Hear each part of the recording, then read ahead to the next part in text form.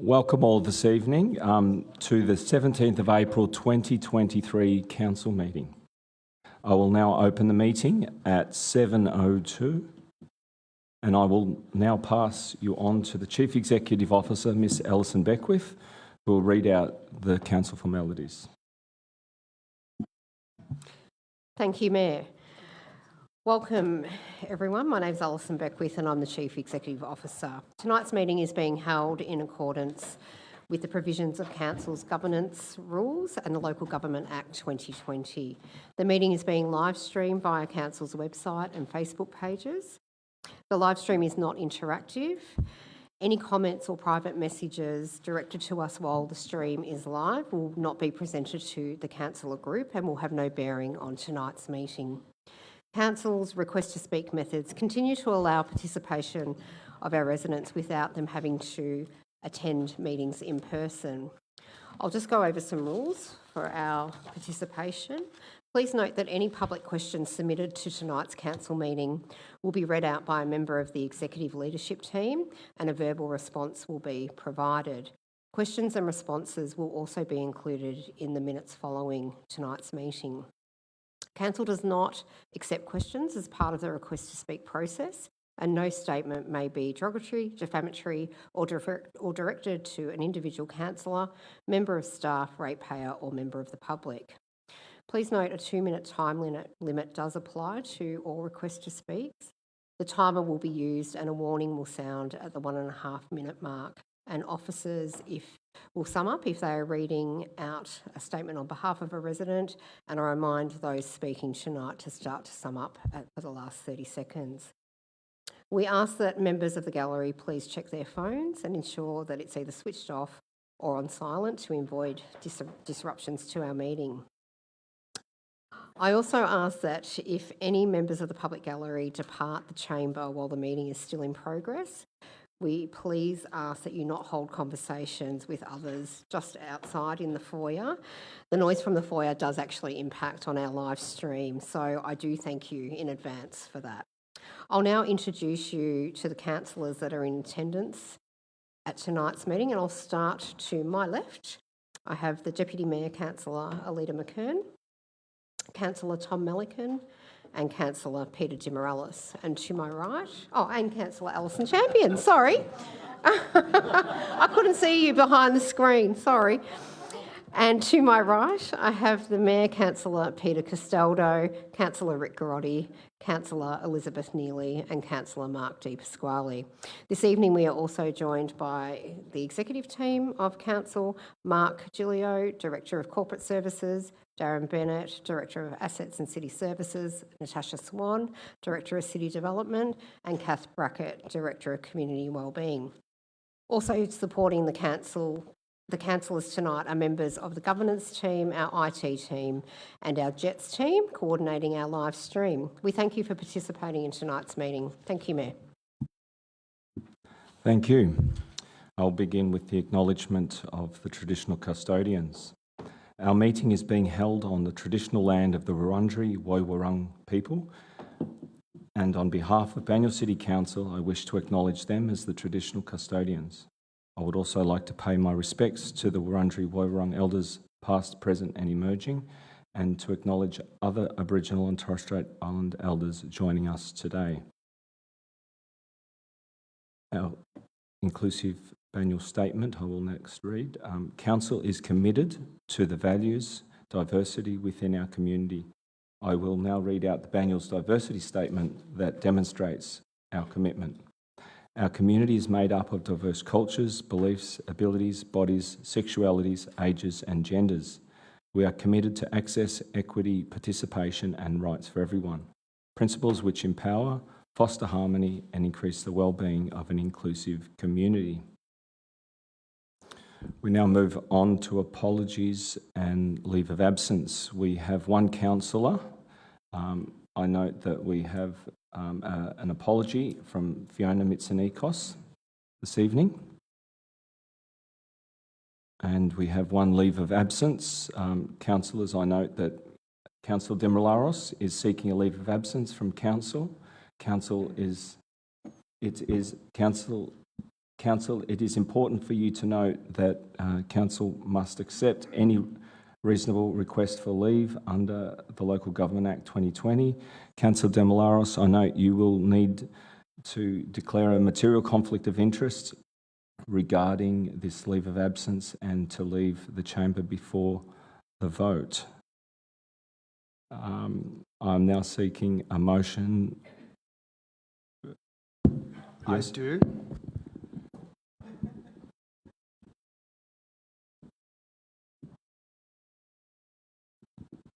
Thank you. I'm now seeking a motion from Council to grant Councillor Peter Demolaros a leave of absence. Can I please have a councillor move and second? I'm happy to move, Mayor. Moved by Councillor Garotti, seconded Councillor McKern. I now put that to the vote. I declare the motion carried.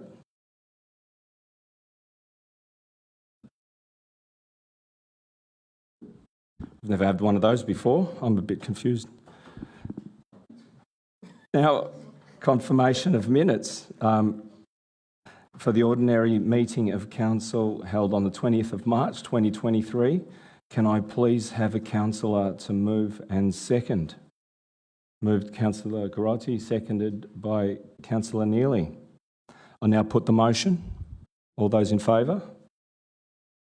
I declare the motion carried. We now move on to disclosures of interest, councillors. As required at any other meeting of Council, councillors must declare a conflict of interest at the start of the meeting and leave the meeting when the item is presented to Council. Councillors will be required to leave the meeting and return when the item has been received. At any point throughout the meeting, if any other councillor recognises they have a general or material interest, they can flag that at that point and follow the same procedure. Are there any disclosures of interest? No disclosures of interest. I now move to disclosure of interest for staff officers that are present. I now ask whether you have a conflict of interest in any items presented before Council tonight. Yes, Mayor, I do. Mayor and councillors, I need to declare a material conflict of interest for item 11.1, which is the outcomes for the CEO Employment Matters Committee meeting, which was held on the 13th of February. That's listed in the confidential council meeting tonight. So just to be noted for the council group and for the gallery that when that report is discussed, I will leave the chamber and won't be part of those discussions. Thank you, Mayor. Okay, we are now moving on to urgent business, item number 1. Sorry, Mayor, and just was there a conflict? Was there another item on this agenda in the confidentials regarding a public notification of strategic acquisitions that potentially should be noted as a conflict for one of our councillors? Could I have the governance respond to that one, Through please? you, Mr Mayor, I think the matter that Councillor Garotti is referring to is a briefing that is separate from the formal council meeting, so no notification or declaration needs to take place. Thank you for confirming that. We now move on to urgent business. There is no urgent business. We now move on to petitions, item number 2. I note there are no petitions for tonight's meeting. So we now move to item 3.1, awarding contract MAV ES811 ICT professional and leasing services. I note that there is one speaker to this item this evening. Kevin Hill from Banyule Ratepayers Action Group will address council in person and is speaking for the recommendation. Kevin, please approach the lectern. You have 2 minutes to speak.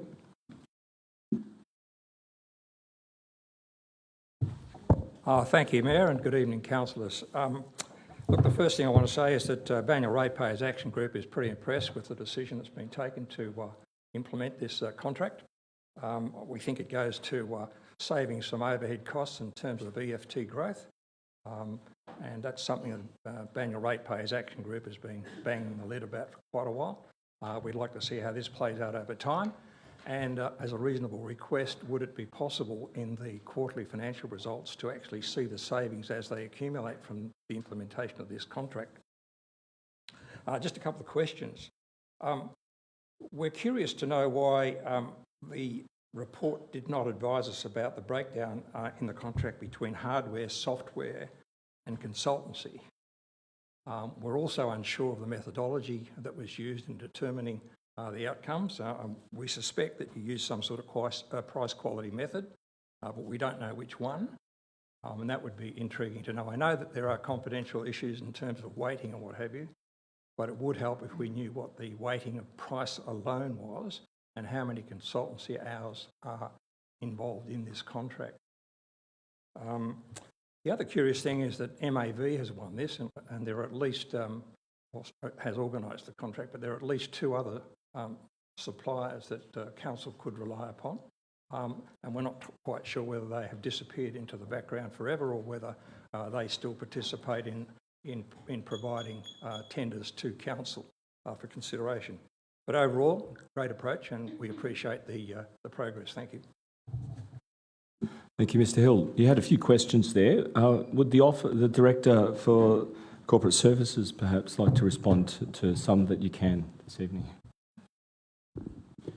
Yeah, through you, Mayor. This contract is a third-party contract where the MAV goes out to tender for a number of category of services, which then becomes a panel of services that council can access at competitive prices. So in this particular one, there was 18 different categories of services, ranging from management services all the way through to telecommunications.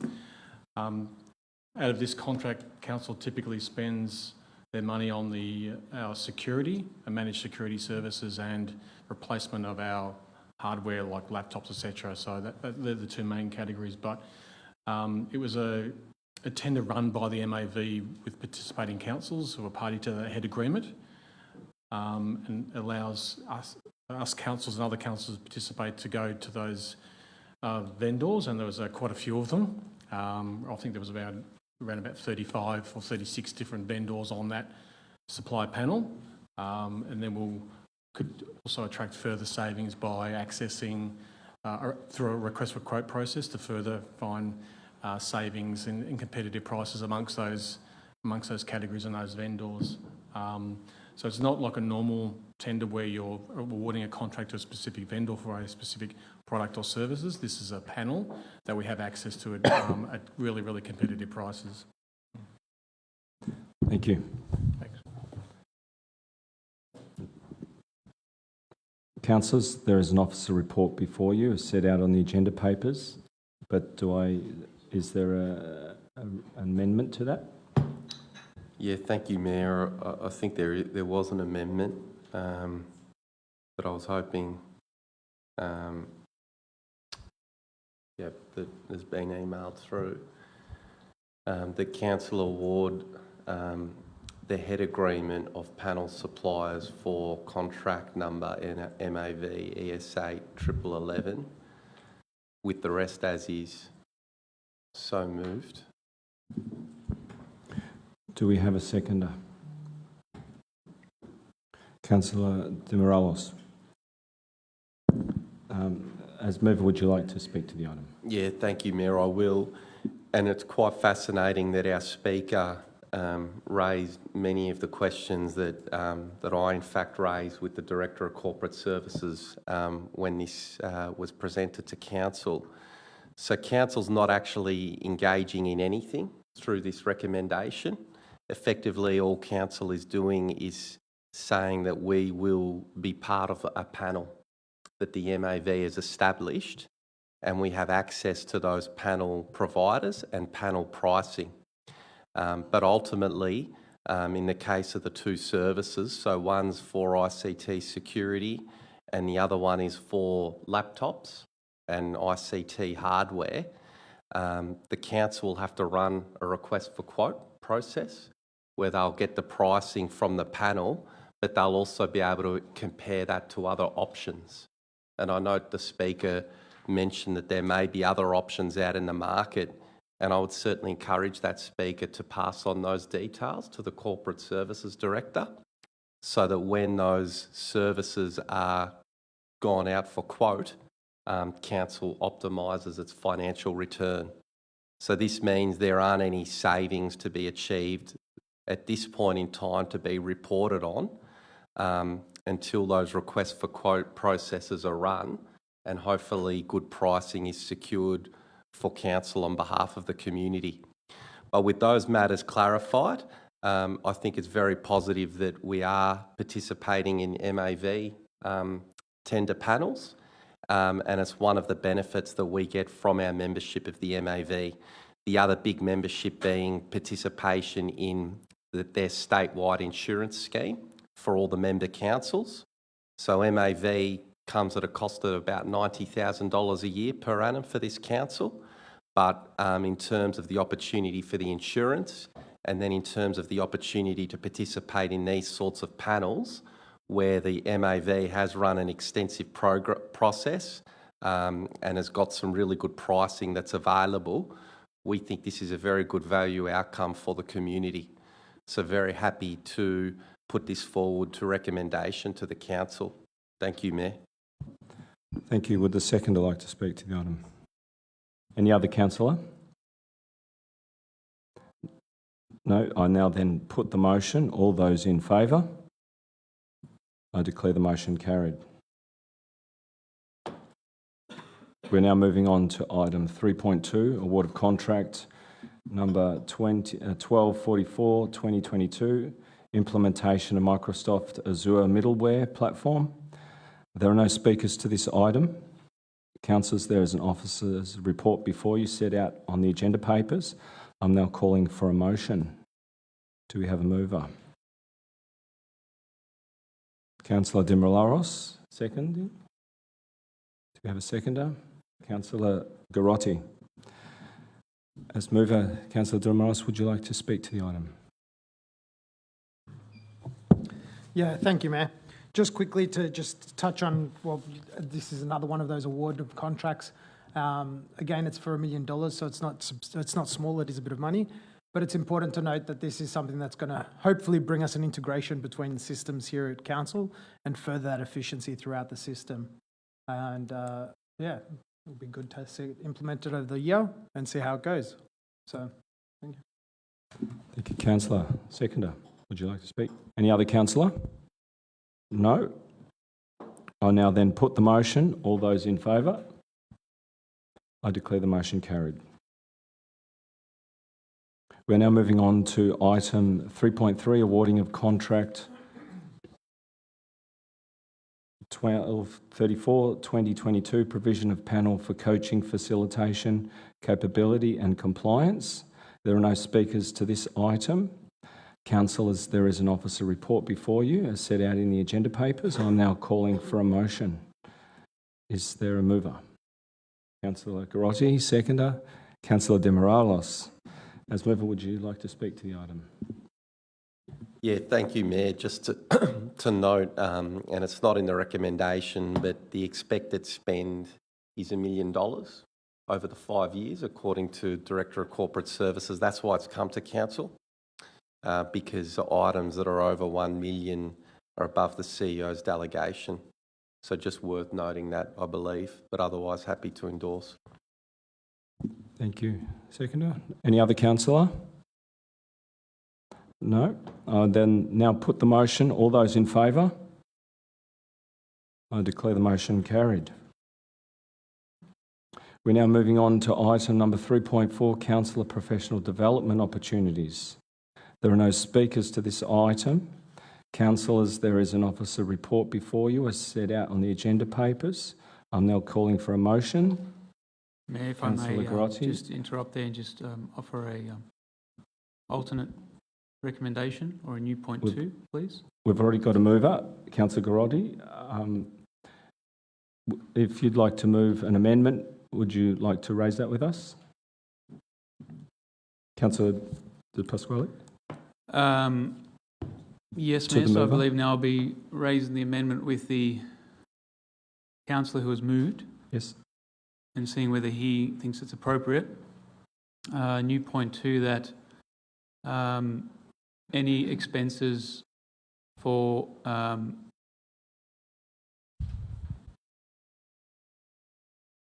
the new point 2 requests that any professional development that is undertaken by a councillor is paid out of their own personal finances. I put this forward to the mover. Thank you, Mayor. Do you accept that amendment, Councillor Grotti? Yeah, Mayor, I don't accept the amendment, and we'll be happy to explain why in comments. Thank you. Okay. So move back to the motion as is, as on the papers. Do we? Or a second? Do we have a seconder for the amended? Okay. Do we have a seconder for the original motion? Councillor, for the substantive motion, Councillor Neely. Would the mover like to speak to the motion? Yeah, thank you, Mayor. I thought it was just important to move this, obviously being one of the councillors not in the report in terms of professional development expenditure incurred, but I do note that I've certainly taken up the opportunity previously to have undertaken the AICD course, and that was supported and funded by the council. I found it to be a very effective course in terms of understanding the role and dynamic of council operating as a board, and the role and function of each individual councillor. It's certainly opened me up to our role in strategy, in risk. There are a number of elements of compliance that were completely new to me and opened up through the AICD course. Work cover, as an example. Through the AICD course, I came to appreciate that as a councillor, as councillors, we are collectively responsible for the OH&S of our staff, and we have to take an active interest in our staff. And so as a consequence of my participation on the AICD, I brought that to the Audit and Risk Committee and requested a number of reports to strengthen our monitoring and reporting and control around OH&S to provide us as councillors on behalf of the community assurances around how we're supporting our staff and creating a safe workplace culture. So that's just one example of where a learning from the AICD translated quite directly and beneficially in how this council conducts its business. So very big believer in appropriate professional development opportunities. I certainly appreciate where Councillor Mark Di Pasquale was coming from in terms of his amendment and his consciousness of these things being funded through the council and not through individual allowances. And I would just recommend my fellow councillor that we could potentially consider that when our council expenses policy next comes up for review by this council. But I think it would be enormously unfair as well from a retrospective perspective to say the councillors that have gone and done this course under the existing policy to then expect them have an expectation that would come out of their allowances. And so for these reasons, I'm happy to move as recommended by our officers. Thank you, Mayor. Would the seconder like to speak to the item? Thank you, Mayor.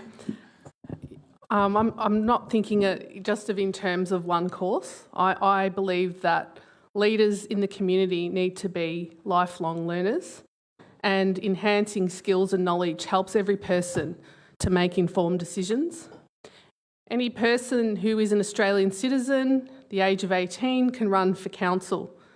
English could be your second language. You can be a stay-at-home parent.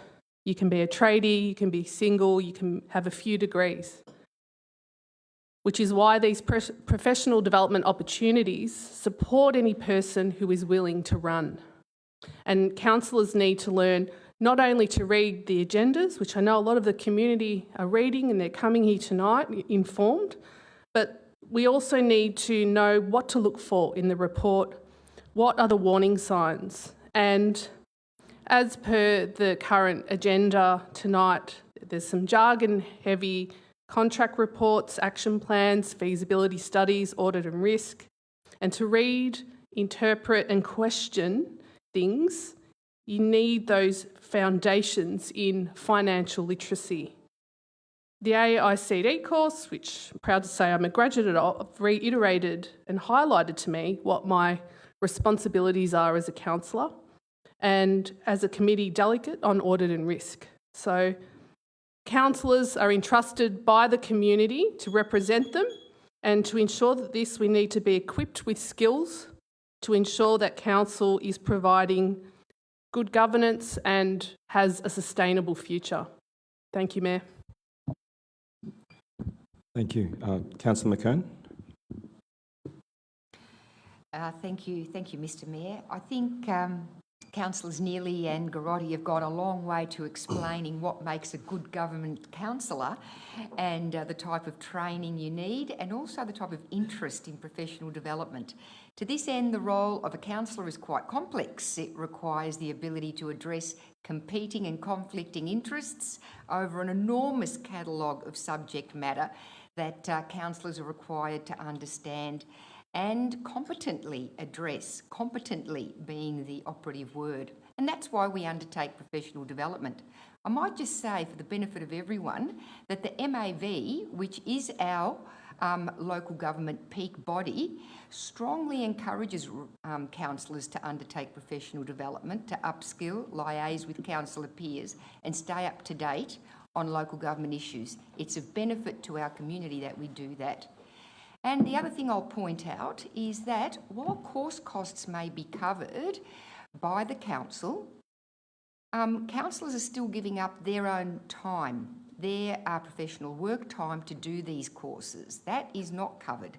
So we do contribute something to these courses. The point of this report, of course, is to receive and note councillor training undertaken since 2021. And I think it's a great idea that this is made public in the name of transparency and accountability. So I'm really happy that this report has come up to council for the benefit of all our community, and I'm supportive of the recommendation, Mr Mayor. Thank you, councillor. Any other councillors? Councillor Melican.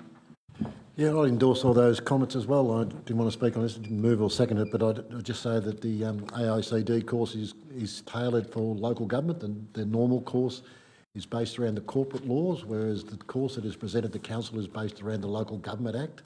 So it gives councillors a real good insight into that Act, and that Act has changed recently, and the course has been tailored to suit that. But it covers things like governance, financial management, reading reports, financial statements, the legal aspects and the conflicts of interest. But it also goes to meeting procedures and how to conduct a meeting and how to conduct yourself at a meeting. So it's very good at training people to be better councillors. And I did it 8 years ago. It was paid for by another public entity that I belonged to at the time. And they encouraged not only their board members to do it, but also their staff to do it so they could interact with their board members and understand the pressures on them. And if you look, this council's got a $173 million budget. We're in charge of that budget. So to spend $8,000 to make sure we do a better job of managing $173 million is a very small commitment. And when you're elected for 4 years. You get the benefit of this training. Every councillor who does this course will get the benefit for that. And I've been on council for a long time, and as I said, I did it 8 years ago. I wish I had done it when I first got on council. It is that beneficial, that helpful.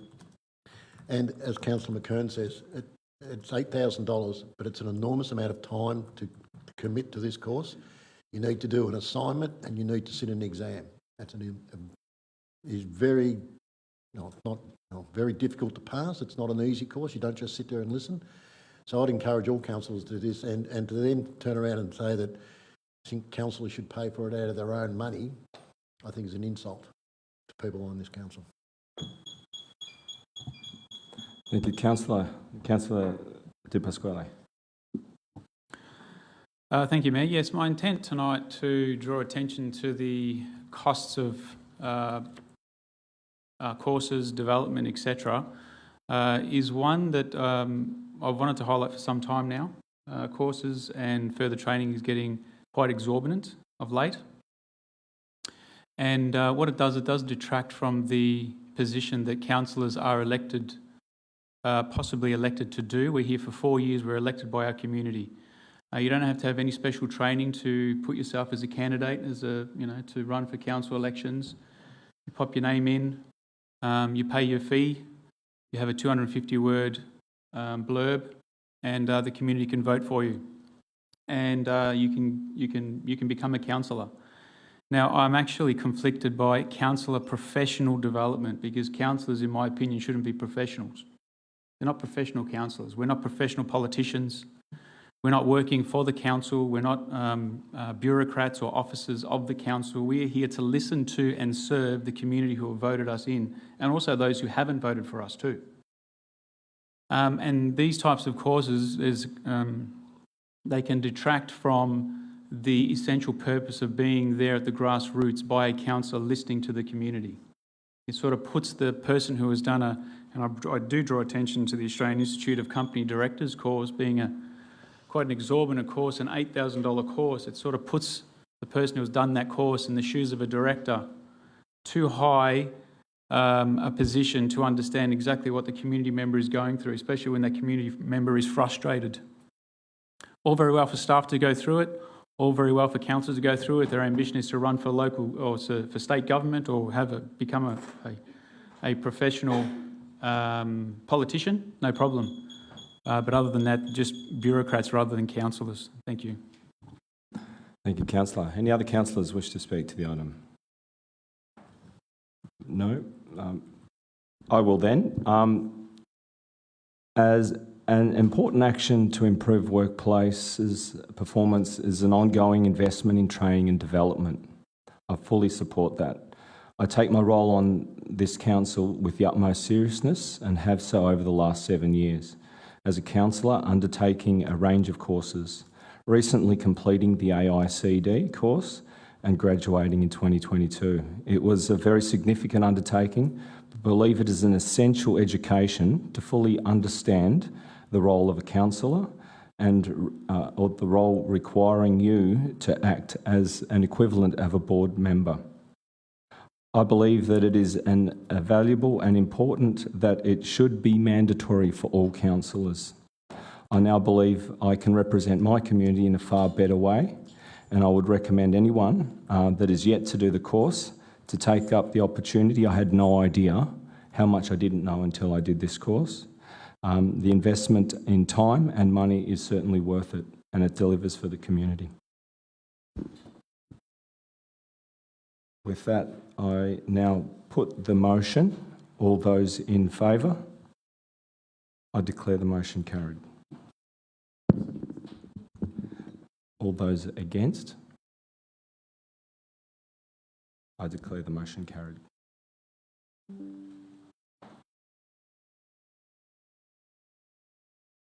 We are now moving on to item 3.5, record of councillor meetings.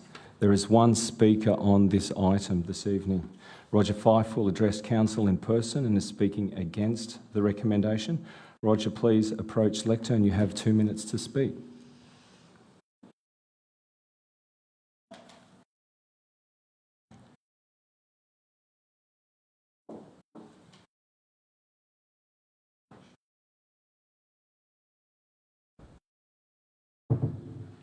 Council's rules prevent people who intend to speak on the night from providing a written statement when registering to speak. That rule must be changed. It's an administrative blindfold, stranglehold. Point of order, silencing. Mr. Yeah, Fife. This is right to this point. Could we speak to the item on the agenda? I am speaking to the item. Under Council's governance rules, if you request to speak at a council meeting, you fill in your request to speak, but when it says provide a statement, it doesn't. It just skips to thank you for your submission. So I want to make that point clear, because I have been stifled and will be stifled tonight, so I'm not going to go through the whole routine, but you need to know that the system is really stacked against members of the community. So I'm not trying to offend you, I'm just pointing Can I out that just the bring your system- attention back to this is an Yes, item. Yes, I'm about to do that, thank you. I've been instructed that I must not discuss the Banyule residential parking permit policy tonight. I would hate to embarrass either councillors or staff, so let's see how Mr. far I Fife, can go. could you please talk to the item? That's what I'm doing. I don't want to embarrass you. You've just heard an error is to be corrected, or you will hear. The pre-council brief on the 20th of March did include the residential parking permit policy after all. Not the first time. This process has prompted me to protest. The 5th of the 12th 22 minutes wrongly excluded petition signatures validly submitted. There was no apology then. And boom, boom, I've done my time and I didn't commit a crime. So I doubt whether any councillors will want to do anything other than vote to amend the minutes. And Yes. thank you for your patience Thank you, Mr. Fife. and your kindness. Councillor McKern?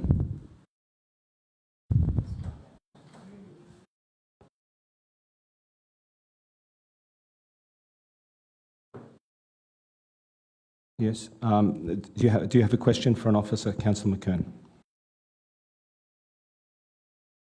Yes. I'd like to seek a response with regards to the Speaker's query on submitting a statement and also speaking at a council meeting from the Director of the Governance Area. Thank you, and through you, Mayor. Over to you, Governance. thank you. Kirsten. Ordinarily, so I do apologise if that's the experience that Mr Roger Fife had with our request to speak process. Ordinarily, when a community member requests to speak, they put in what the matter is that they're speaking to, the relevant agenda item, and then any written information that would help officers understand whether that person's speaking for or against.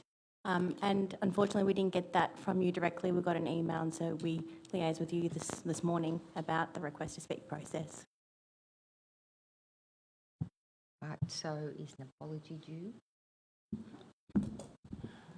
We're making an amendment to the papers and Through you, Mr Mayor, officers have prepared a motion for councillors to consider tonight that takes into account the officer oversight that was in relation to the record of attendance from the 20th of March pre-brief, which councillors have already been advised on. And Mr Roger Fife has been spoken to already, and an apology was already provided this morning.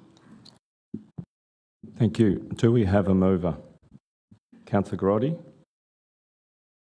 Second. Yeah, Mayor, I'd like to just move an amendment that receives and note the record of councillor meetings report with an amendment to be made to the record of councillor attendance for the council pre-brief meeting held on the 20th of March 2023 to reflect that the Banyule residential parking permit policy was discussed in the meeting. So moved. Thank you, Councillor. Do we have a seconder? Councillor Champion. Does the mover wish to speak to the item? Yeah, thank you, Mayor. Just two comments. One, just to thank Mr Fife for attending and speaking to this item and for helping to keep the council honest. Thank you, Mr Fife. We really appreciate it. And two, I think some comments were raised about the public engagement element with council, and I understand that shortly council will be commencing a process around consultation with the community on that. I would encourage that, one, we pick up on the feedback received tonight from Mr Fife, and then two, for Mr Fife and for all the others in the room, please engage in that process, and we look forward to your feedback. Thank you, Mayor.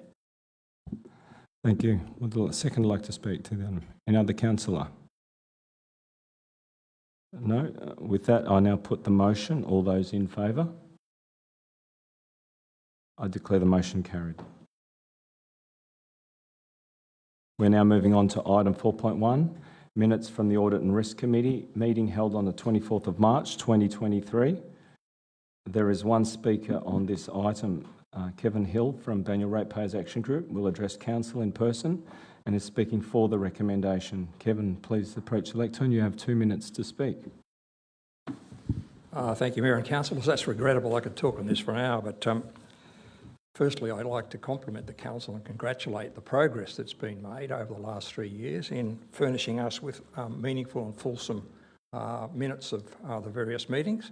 And I'd like to particularly, on behalf of Bragg, acknowledge the hard work of Councillor Garotti in the first instance, and now the present members of that committee who are doing a sterling job in producing some really good reporting. And this augurs well for transparency and for progress. Having said that, a couple of questions arise, as they always do. If we go to page 21, under the section Capital Works Performance, there's an interesting note there that says a certain amount of money has been spent on capital works, which is less than the budget. And the question I've got is, does that result from carrying forward the CapEx from the first half year? And is that a trend that will continue? Because we at Bragg have continuously complained about the fact that CapEx drags constantly, and either it's as a result of poor planning that you can't get the CapExes done, or other issues that come in that affect the progress of the CapEx, or it's a deliberate ploy to run numbers for a budget but with no intention of spending the money during the period. And that's not an accusation, that's just a question.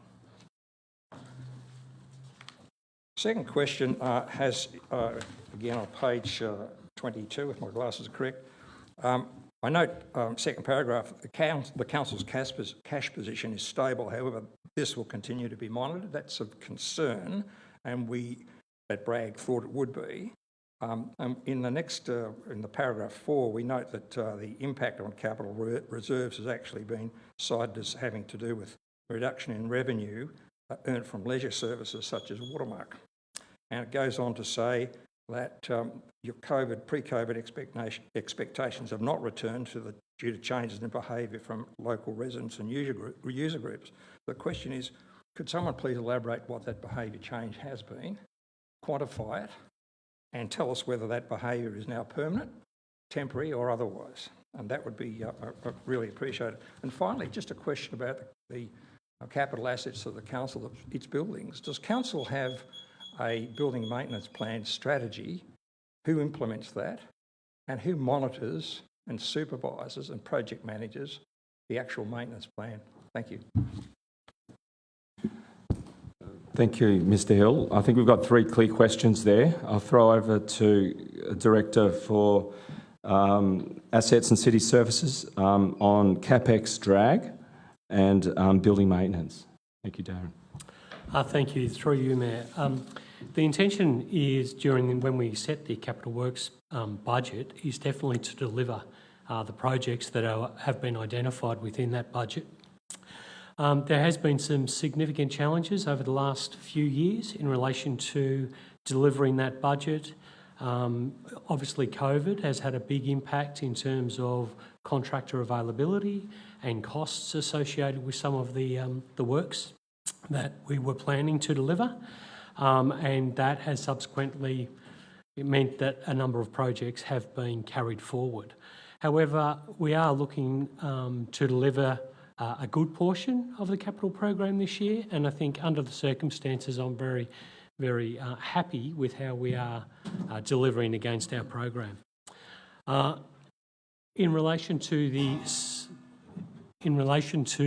I think it was the third question, which was about the maintenance and the plan, our asset managers in delivering assets develop a maintenance plan in terms of all of our buildings within Banyule, and that plan is delivered and monitored by our Assets and Delivery Services unit.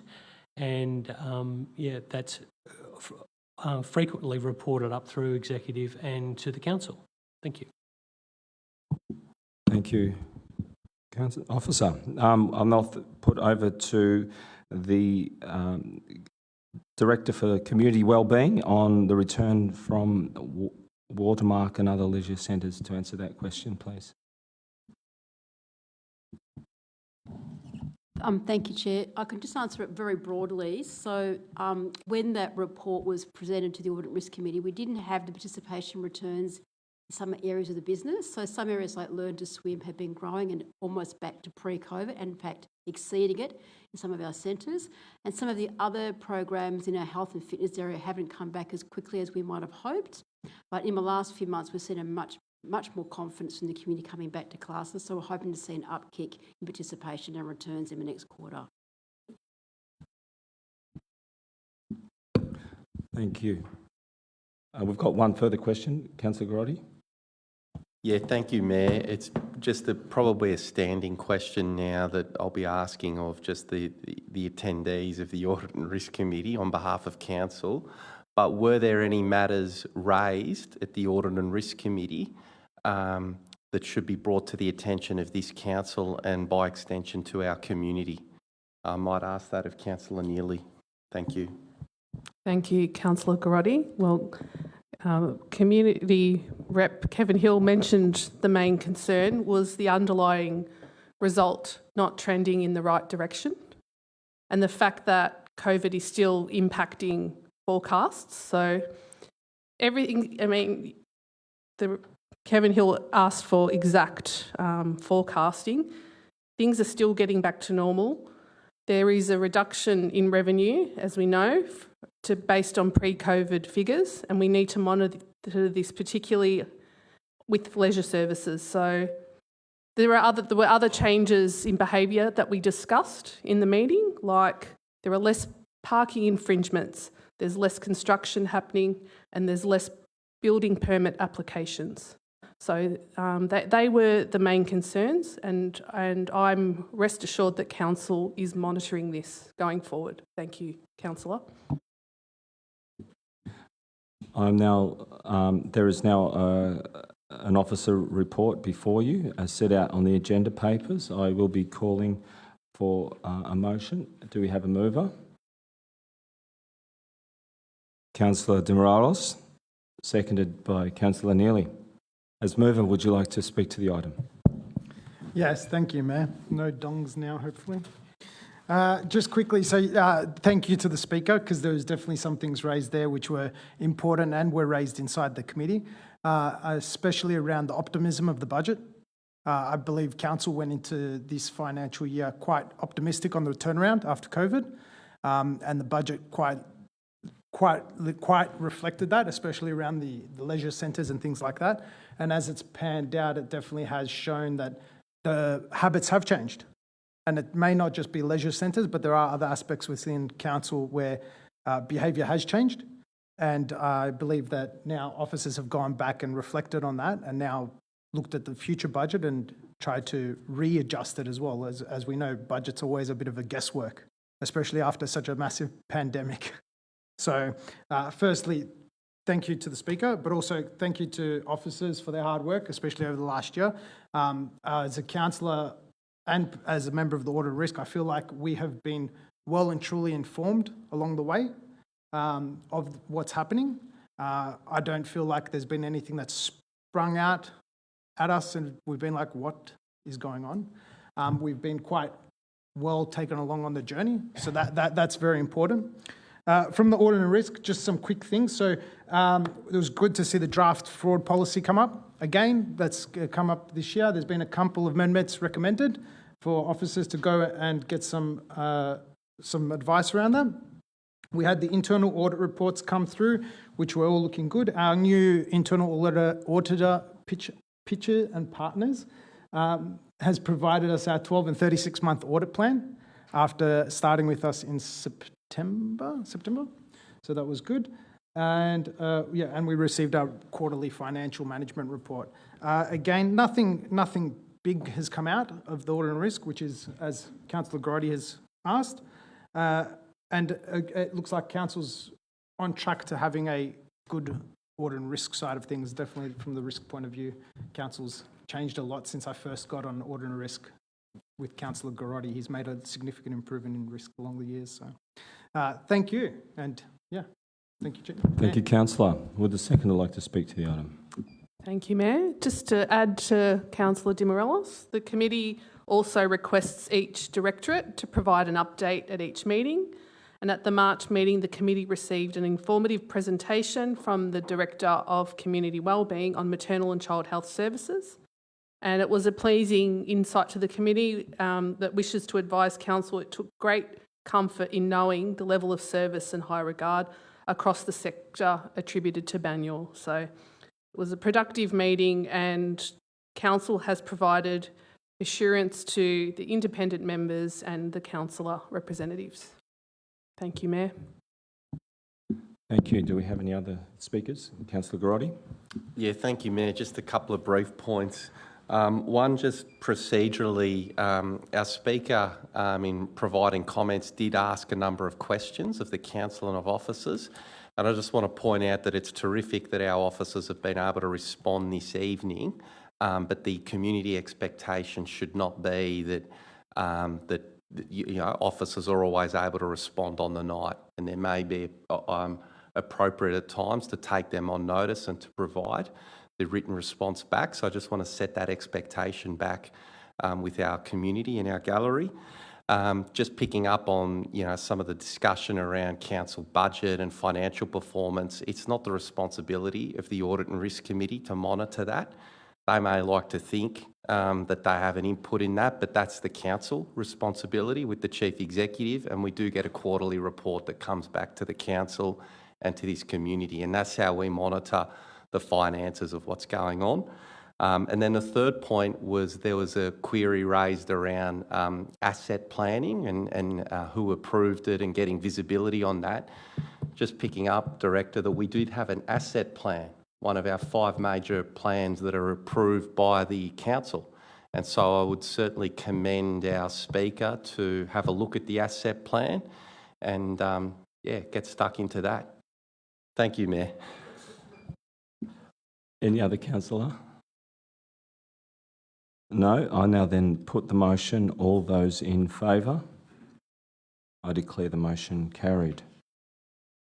We're now moving on to item 4.2, Advisory and Population Committees Report, February-March 2023. There are no speakers on this item this evening. Councillors, there is an officer's report before you as set out on the agenda papers. I'm now calling for a motion.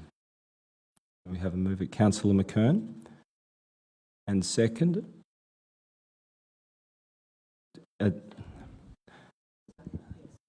Would you like to speak to those amendments, Councillor McKern?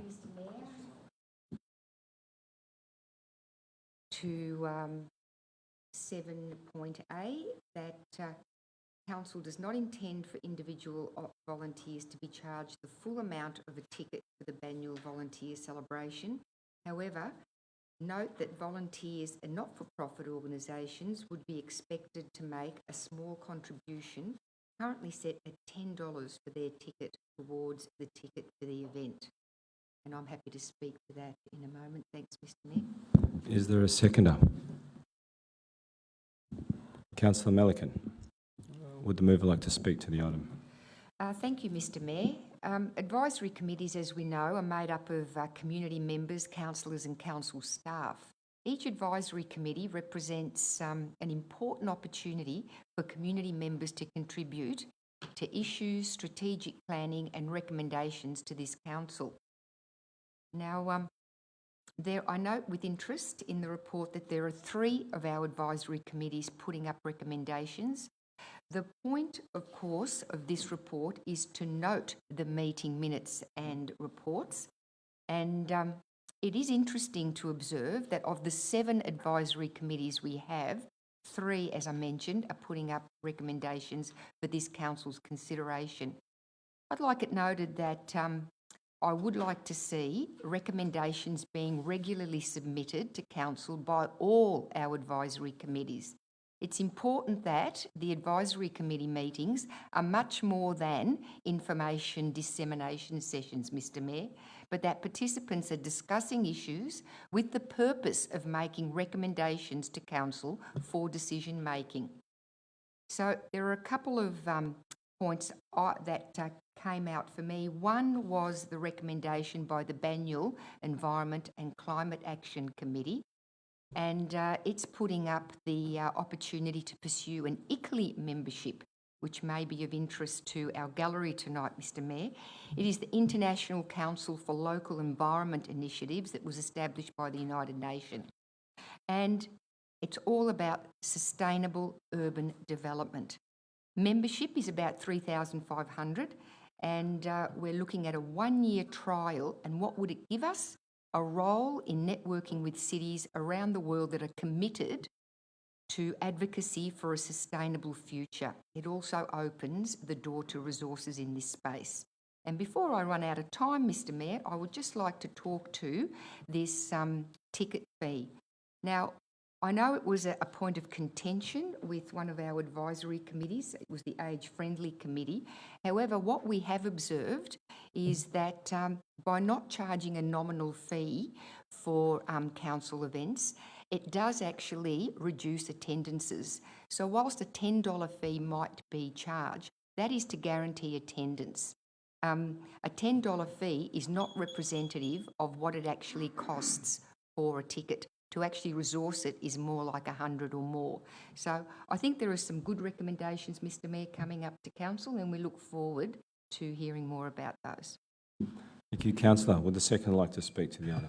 Yes, I'd just like to make a few comments here. I really enjoy the committee meetings. We have a bunch of volunteers who have much knowledge and experiences on the various committees who put themselves forward to donate their time to help council out in a variety of ways. And I do chair the Age Friendly Committee where this recommendation was, and I can understand the concern where we're asking volunteers to contribute $10 to a ticket to come to a morning tea.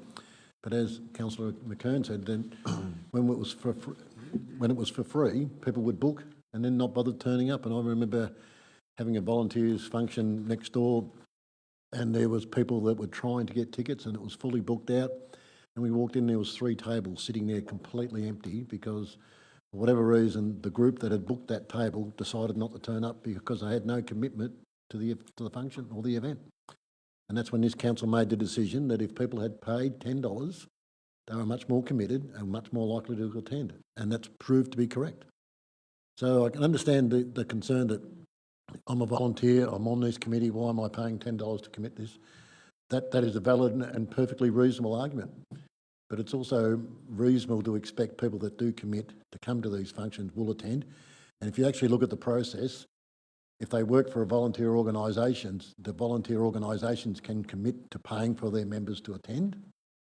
Or if the people are experiencing hardship, council can waiver that fee. So there are ways around this, but I think as a basic rule, if we make it that people are committed and have paid a small fee to attend, they are much more likely to attend. So I'm happy to support that. But really, I think the committees are going fantastically well, and we're very lucky to have such committed residents who will give up their time and expertise to help council out. Thank you, Councillor. Are there any other councillors like to speak to then? Councillor De Pasquale. Mayor, may I just offer a suggestion to the mover? Would it be appropriate for this $10 fee for the tickets to be donated to a community organisation or charity? Councillor? Mover? Thank you, Councillor De Pasquale, for the question. We have tried that. We tried that for the International Women's Day event where the $10 nominal fee was waived in favour of a donation of either sanitary products or I think it was a dollar fee, a dollar donation. And what we found was that about 25% of the seats on the day of the event were vacant, even though the event was completely booked out well before the date. So, and I had members of our community ringing me saying, we'd really like to come to this event, but it's booked out. So when we see that, 25% vacancy. I've just got a question whether it works. Good idea in theory, Councillor Di Pasquale. I don't think the intent was to give a donation instead of the ticket. I think it's $10. Council will be taking that into its coffers to then relay that to a charity on behalf of the community. The $10 from each ticket. Can I just say, I'm sorry, I misunderstood the question, and I think that's a terrific idea. I'll throw the question over to the Director for community wellbeing. Thank you, Mayor. Thank you, Councillor. The process now is that the contribution of $10 is used to contribute to things on that night, like prizes back to the organisations or volunteers who are attending, so that $10 is actually collected and used to fund that on that evening.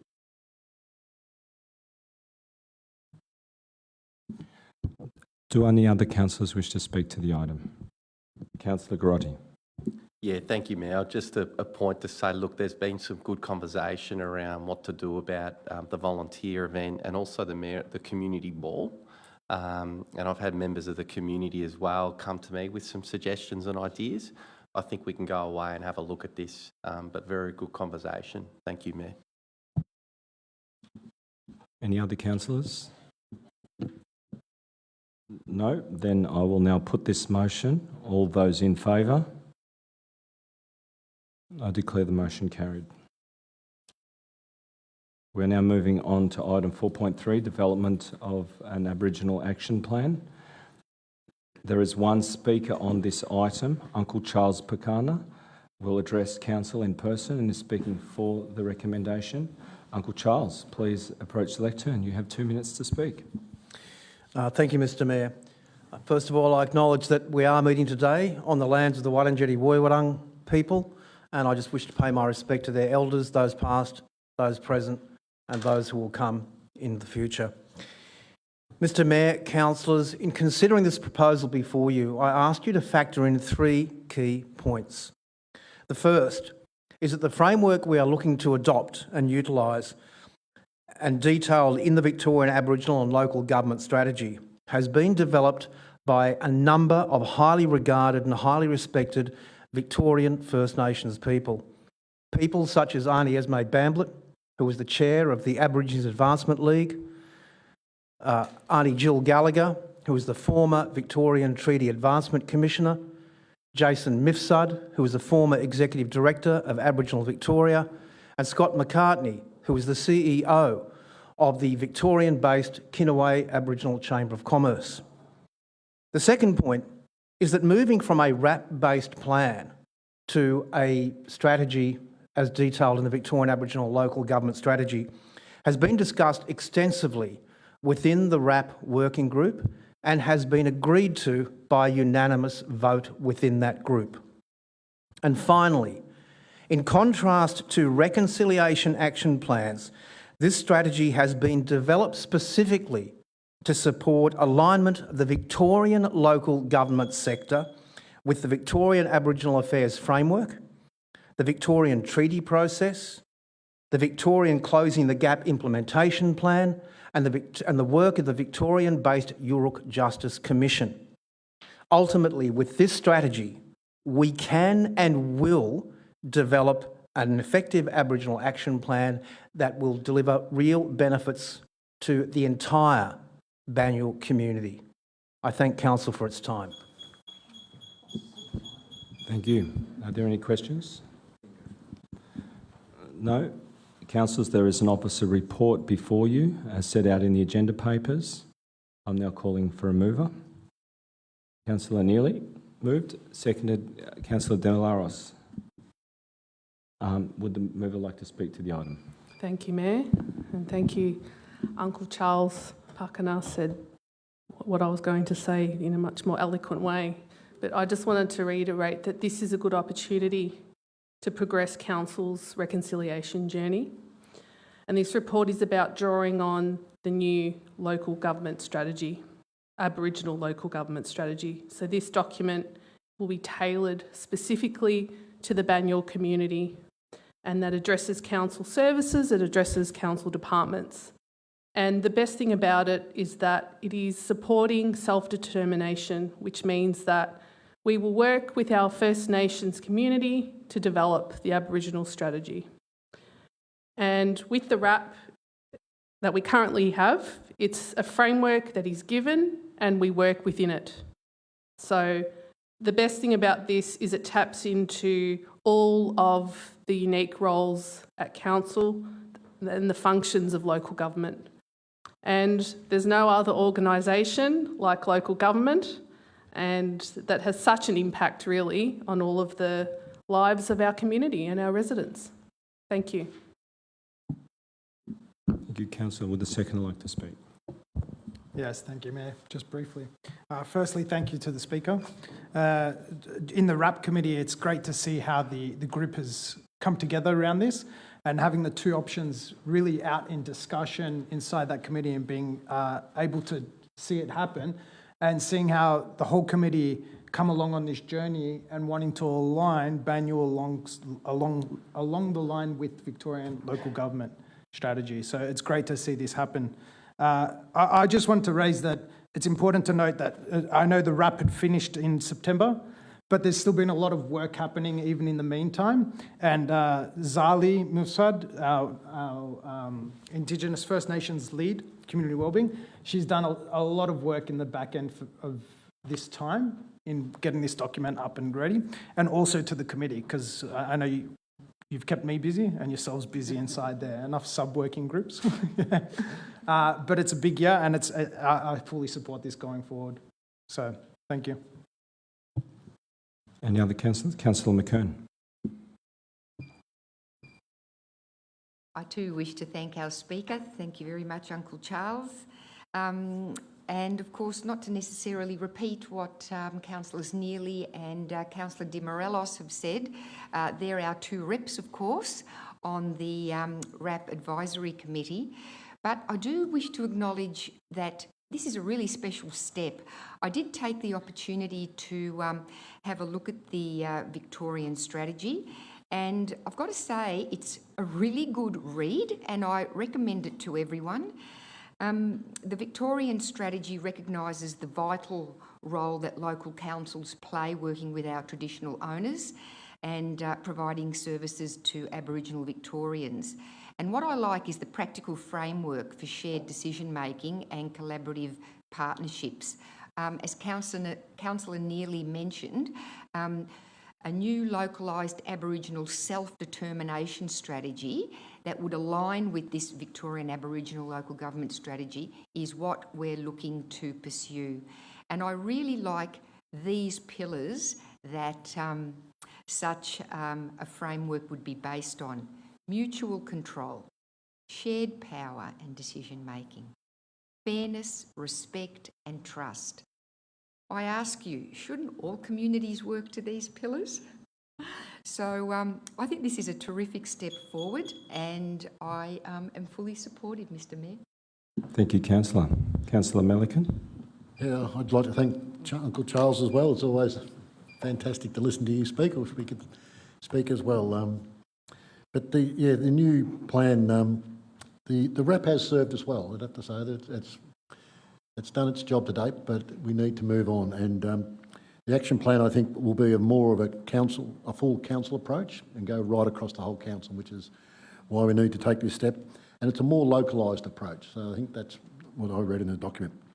But I'd also like to say how lucky we are to have such fantastic staff, Citizen of the Year, and the committee to guide us, to help us, to assist us, because they've made this incredibly easy process to follow, and it just seems so logical, and very proud to be of a council that's fully supported the Uluru Statement from the Heart, and really looking forward to helping our community understand the issues and the concept and why we need to take that important step of including First Nations people in our constitution. So very pleased to where we are.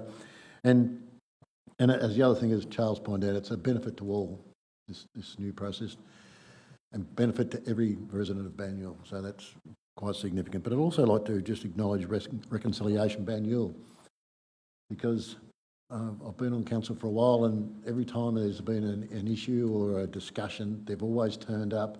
They've always presented a very positive, thoughtful and constructive opinion. And I've just always been super impressed that there's such a group within Banyule so passionate about these issues and so committed to making things better. So I'd like to congratulate them as well. So great. I'm very happy to support this tonight. Thank you, Councillor. Are there any other councillors? I'll just close up with, I've been attending these meetings for around 7 years now, and I'd like to thank Uncle Charles for coming and Uncle Owen, two of the very powerful members on that committee. And I think this committee is really hitting its stride now. It's gone on a very long journey over the 7 years, and I think that this First Nations community are really going to benefit from having you guys leading on this committee, and I take every recommendation from that committee very seriously, and I think this is another good one to advance us, so I'm completely supportive of this as well. Now I'll now move the motion. All those in favour? I declare the motion carried.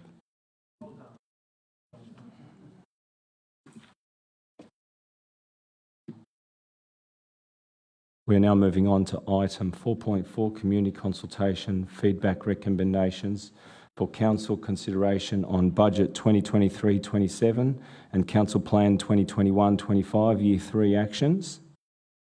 There will be no speakers on this item. In line with community feedback forum held on the 7th of March 2023, there will be no further submissions or opportunities to speak on this item, as prior opportunities to speak to council on these items have already been provided. Now, councillors, there is an officer's report before you as set out in the agenda papers. I'm now calling for a mover. Councillor Garotti, seconded Councillor Neely. As mover, would you like to speak to the item? Yeah, thank you, Mayor. Just to acknowledge the completion of this process now that I think commenced late last year. There were a number of consultation meetings facilitated by officers. We obviously had the special meeting where we had submitters come and address the council. And I think it was fair to say that some of those submissions were very powerful emotionally for the councillors. I certainly recall the submission on behalf of improvements at the Watsonia Tennis Club, and made by a member there who has a disability, and you could really feel the power of his submission in the room. And it's really pleasing that tonight the officer recommendation is to fund that. And so, yeah, just to acknowledge that not all projects that have been put forward have gotten up in terms of direct budget funding for the coming financial year. But hopefully, if you look through the officer comments there, real effort has been made by the council to try and at least have a pathway to support the initiative that's been put forward. And I certainly hope that that everyone who's put a submission forward appreciates that, and we can continue to work together, council and the community, to try and get all of those things delivered. If not in next year's budget, then a way forward in subsequent ones. Thank you, Mayor. Thank you, Councillor. Seconder? Thank you, Mayor. Through reading this report, I thought it to be a very good snapshot of what is important to the community. So, you know, council has to prioritise and ensure that we're delivering in all departments or directorates. And it's important to highlight that everybody has different priorities for Banyule. And I tried to group, reading through everything, you know, what were the most popular requests, and it was really hard to do. But, you know, we have an appreciation for art in Banyule, public art. Some want it more than others. Graffiti removal, services for the elderly and CALD communities. They want more involvement with Banyule. Animal management was important. You know, people in our area love their pets. They love their dogs and their cats. And we have to make sure that we are giving everyone the comforts that they want, but also protect biodiversity, leading into environment, you know, solar panels, energy efficiency, recycling, biodiversity education was important, maintaining our urban forests, retaining trees, and, moving into, all our issues with traffic and improving public transport, reducing car usage are all interlinked. And the other group that I tried to find was around safety, so lighting, better footpaths, pram and wheelchair-friendly areas, crossings, and improving areas for walking and riding bikes. And I guess the only other one I wanted to mention was community facilities, very important. Upgrading sports grounds, playgrounds, and having spaces for people to meet and connect. So I think, when you're looking at all the work that's been done, we're covering all of these things off, and these are about getting down into the nitty-gritty of what the community's after. Thank you. Thank you, Councillor. Any other councillors? Councillor McKern. Thank you, Mr Mayor. Yes, it's always a joy to listen to the presentations by our community in relation to their budget bids. And I think what really struck me is the enormous amount of work our community puts into their submissions. And I take this as a sign of a healthy community. So we received submissions for projects that are intended to be for the benefit of a community group, but also we received comments regarding how we might better engage with community on major projects. And I was actually taken by this speaker because rather than looking for a pet project, she actually spoke about how we might use the community bid process to consider budget allocation in relation to community consultation for major projects. So rather than pet projects, how about we get together as a community under sound community consultation to work out how we're going to allocate funding. I think this is food for thought, and I think it's something we as a council should consider. I also want to give a shout out to the Friends of Nellie Ibbott Reserve. I appreciate the huge effort that this Friends group put into their submission, and I want the group to know that once the budget is adopted, that I'd like to work with the officers and the group to scope this project and consider their submission and what they have asked for. Thanks, Mr Mayor. Thank you, Councillor. Any other councillors? No? Well, I might take the opportunity now. Apologies. A bit rough tonight. Tonight we will be formally considering and agreeing to the outcomes of the community engagement feedback on the council budget and plan, with many submissions being included, and the financial impact of that feedback is at around 1.5 million in year one and 1.67 million over the 4-year budget. We have undertaken a new process this financial year in developing our budget, with the community submission starting back in December last year, enabling the community to participate far earlier in the process. And it is my view that this new process helps Council consider the submissions in a far more appropriate time in developing the budget. With that, we now go to, we will now put the motion. All those in favour? I declare the motion carried.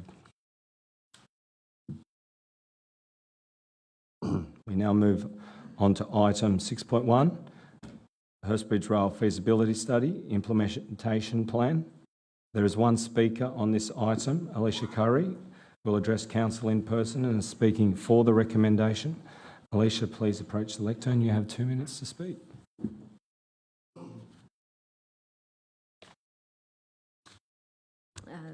Good evening, Mayor, councillors. It's been a while since I've been in here, so thanks for the opportunity.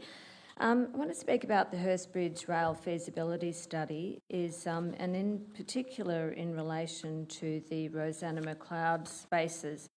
So we've got a number of overlays. We've got North East Link, who have an overlay over the McLeod station. Council owns land swathes of land to the west of that area and to the east of that area in 30 McNamara and then 50 Chapman on the east. We've got the level crossing removal at Ruthven Street, and yet the recommendation for the feasibility study happens after these things have occurred. So those two sections, studies should occur after North East Link is completed, and studies should occur after the LXRP project is finished. So I'd like that to be brought ahead. I think with so many overlays over that area that we really want to see from the public perspective what is going on across McLeod and the northern end of Rosanna. Can we please have one plan that shows us how all of those projects are integrated? And I also want to understand part of what your report states is that there needs to be an establishing of land ownership for all high-level options. So I want to know whether Council has plans or is in negotiations with state government to do land acquisitions, land sales or land swaps, and particularly in relation to the state government and into these North East Link options, because I feel that there is some options for corridors across the railway line which the public is unaware of, and I'd like to see if we can bring that forward, please, so we can have an overall idea of what's going on. Thank you. Thank you to the Speaker. Look, there was a couple of good questions that I'm quite interested to have the answers to. Could I please throw the question around the acquisitions and other items over to the Director of City Services, please, Development. Yes, thank you. And through you, Mayor, my understanding of the land identification is part of the difficulty that we have in it's never quite clear to us along the full line of these corridors exactly which state government entity or agency owns parts of the land, and that makes it then very difficult for us to plan. We feel sometimes like we're on VicTrack land, and then before we know it, it's actually Crown land and a different ownership. Sometimes it's ours, sometimes it's surplus land to other agencies. So part of that is understanding who actually owns all the land and assets within that corridor. Council hasn't yet turned its mind to then what would we do in terms of either acquiring, disposing, leasing, agreeing, and how we create those corridors. There's lots of examples of corridors where the community passes seamlessly across paths and through corridors, and maybe the land is in multiple ownerships, but you don't see that. You don't need to worry about it because we have some sort of maintenance agreement or other occupation over that land. So those are the sorts of stages that these implementation plans would dive down into, some more of that detail, where we think we know who owns what, but we're not quite clear, and then looks for those opportunities around that. We are certainly in discussions with North East Link around their project area about bits of our land that they are taking and bits of our land that we're keeping and what that means for us. But along the corridor, less certain about that. Thank you. All right.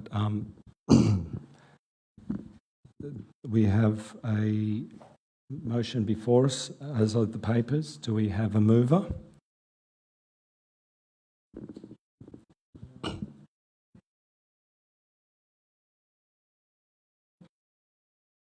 No.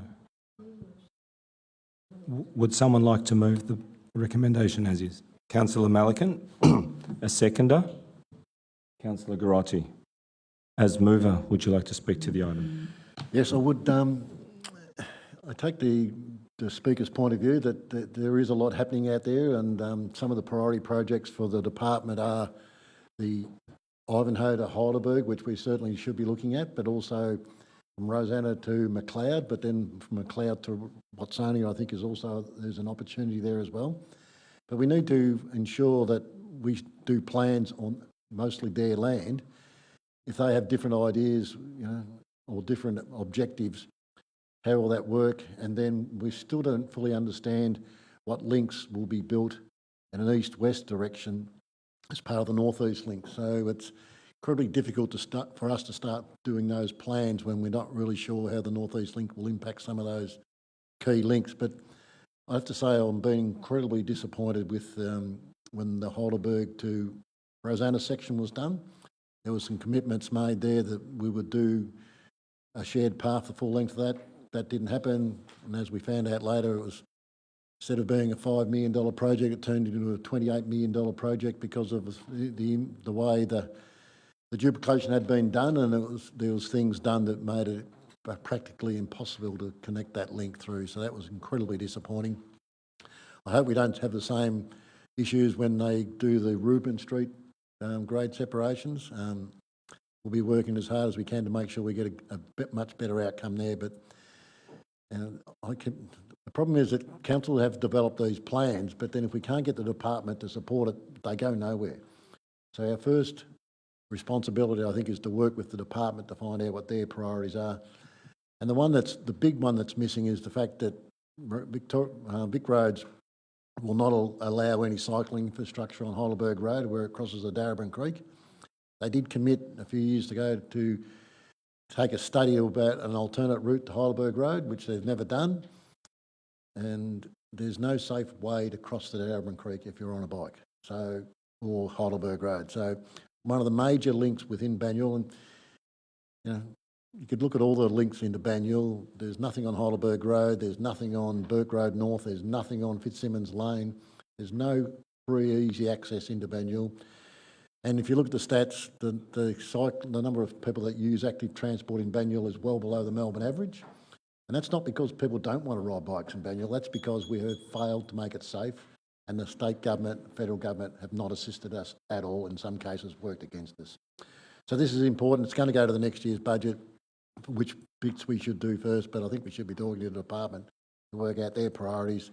Otherwise, these plans will go nowhere. And I think I'm incredibly disappointed at the lack of action or improvements in making cycling safe in Banyule. Thank you, Councillor. Would the seconder like to speak to the item? Yeah, thank you, Mayor. Happy to support Councillor Malacan with this. And I assume that when we're referring these to future budgets, it will come through as an initiative. So it's very transparent to council when we go through next year's budget, so that we can have a proper conversation around the costs then. Thank you, Mayor. Any other councillors? Councillor McKern. I think it's important, Mr Mayor, to point out what this is all about. Last year, Council adopted the Hurstbridge Rail Feasibility Study. It was a strategic plan that cost us $47,000, and the aim of it is to create a central bike path connection and strengthening of the biodiversity corridor. We have great corridors and path connections to our boundaries, particularly our waterways, where we have lots of open space, but we need that central spine and have the opportunity with the Hurstbridge rail corridor for greater biodiversity links between the Darebin Creek and Yarra and the Plenty River, and also to couple that with better walking, cycling, essentially active transport routes. So I'm supportive of this. I'm supportive particularly of staging it, as has been recommended by the officers. As Councillor Malacan has alluded to, getting funding from the state government is not easy for active transport routes, but if we have shovel-ready plans ready to go, it makes it a lot easier for us to apply for grants with success. So I'm certainly supportive, Mr Mayor, of the priorities that have been suggested by the officers, to start with Darebin Station and go to Heidelberg Station. So that actually connects active transport links and biodiversity to major activity centres within our city and makes sense. Thank you. Thank you, Councillor. Any other councillors? Councillor De Pasquale. Thank you, Mayor. I appreciate that. I'm actually very uncomfortable at allocating ratepayers' dollars to do a feasibility or do planning and feasibility on a state government project where they should be doing it themselves anyway, and in the benefit of the community that it is supposed to be serving also. This is $640,000 that we're looking to put onto the table to come up with feasibility and plans,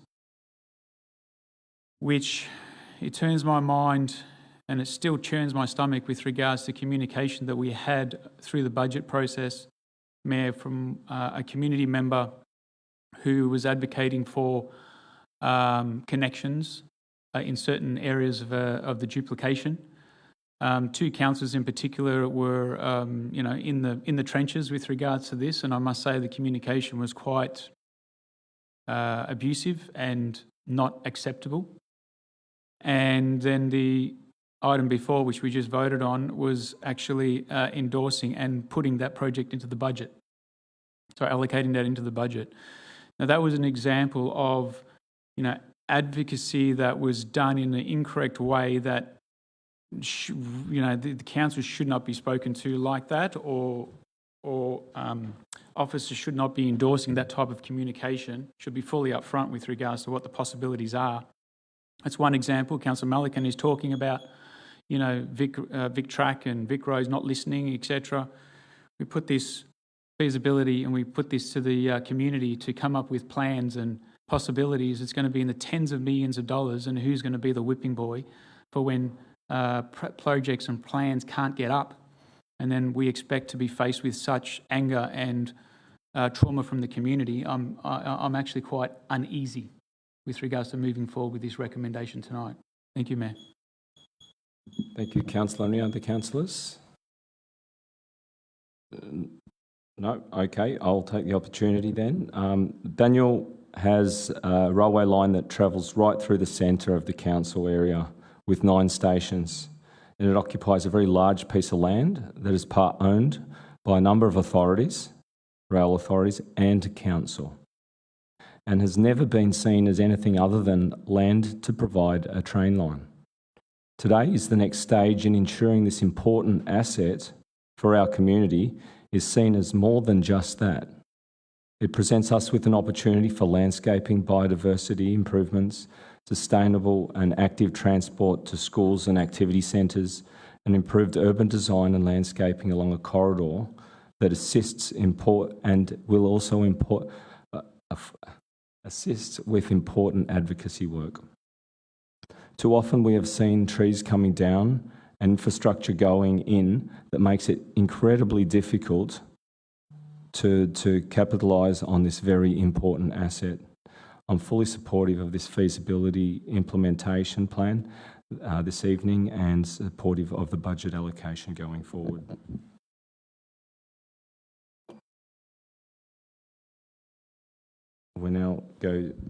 I will now be putting the motion. All those in favour? Right reply. Councillor Mulligan. I too do see this as a great opportunity, and I won't stop advocating for improvement and making it safe to ride a bike in Banyule. And if people are not willing to support that because they fear we might fail, or they fear we might build people's expectations up to a point where they'll be angry if it doesn't happen, I'm not going to do nothing because I'm afraid that I might give people some hope and some opportunity to make things better in Banyule. I will give them that opportunity. And if it fails, it fails. But I will not sit back and do nothing. I will not tolerate what we have to tolerate today. And then it's not $640,000, it's 8 sections with $80,000 for each section. We can choose whether we fund 1 section per year, we fund the whole 2 sections per year. It is up to us to decide that in the budget process. But I will not let fear of failure stop me from acting on behalf of my community. Thank you, Councillor. I now put the motion. All those in favour? All those against? I declare the motion carried. We are now moving on to item 6.2, proposed amendment C172 to the Banyule Planning Scheme implementation of the Heidelberg Major Activity Centre Structure Plan. There is one speaker on this item, Mr Kevin Bergini, who will address Council in person and is speaking for the recommendation.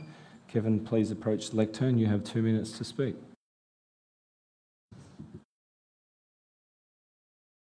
Thank you, Mayor. Kevin Bergini, Magnolia Road, Ivanhoe. I'm here to speak in favour of this matter. I can't really see too many things about it that I would dislike. The only thing I'm a little bit concerned about is the attention to the implementation of some shrubs, some more trees in that area. I think that would be good. And you yourself would not blanch at the idea of more green things being put in that area. We've spoken before about Burgundy Street in the past, you and I, Mr Mayor. We've disagreed about the actual difficulty some people would have getting up Burgundy Street. And if our Tree Trop Adventure Park doesn't get off the ground tonight, perhaps we could use all that to go there on Burgundy Street. We could put in something like a ski lift for all the people who can't get to the top of Burgundy Street. But having said all that, I would say that the initiative is a very good one. The council officers have done very good work, and I'm very happy to see it go ahead, and thank you. Thank you. Now, councillors, there's an officer report before you as set out in the agenda papers. I'm now calling for a motion.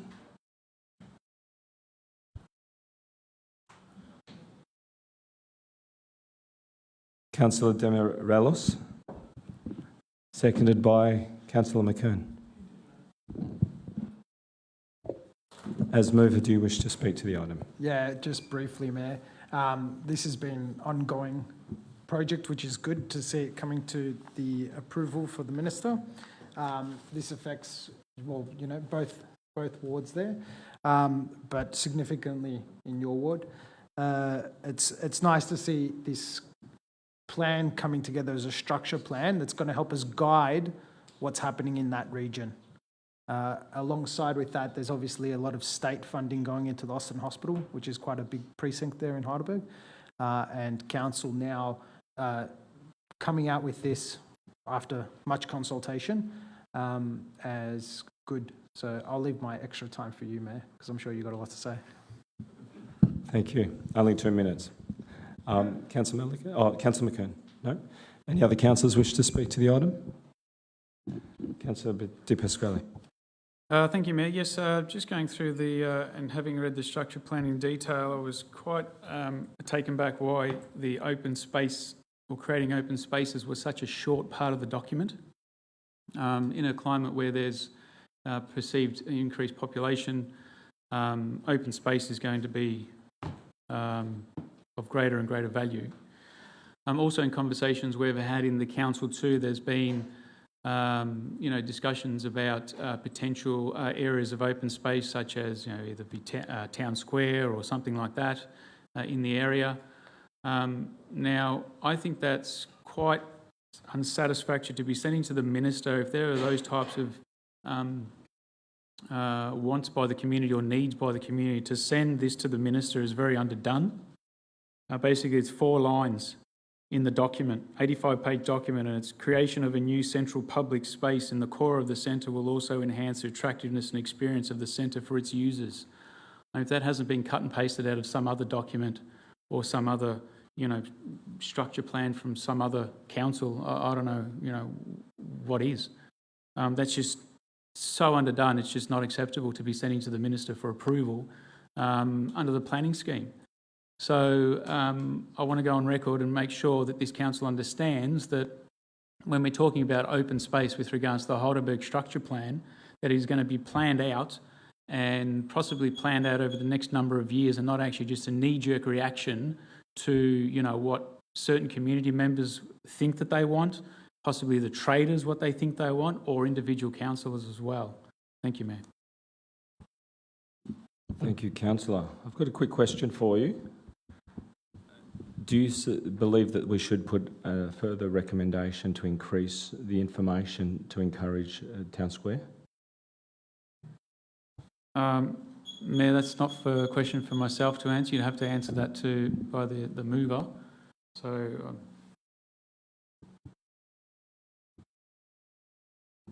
That's okay. No longer need to ask that question.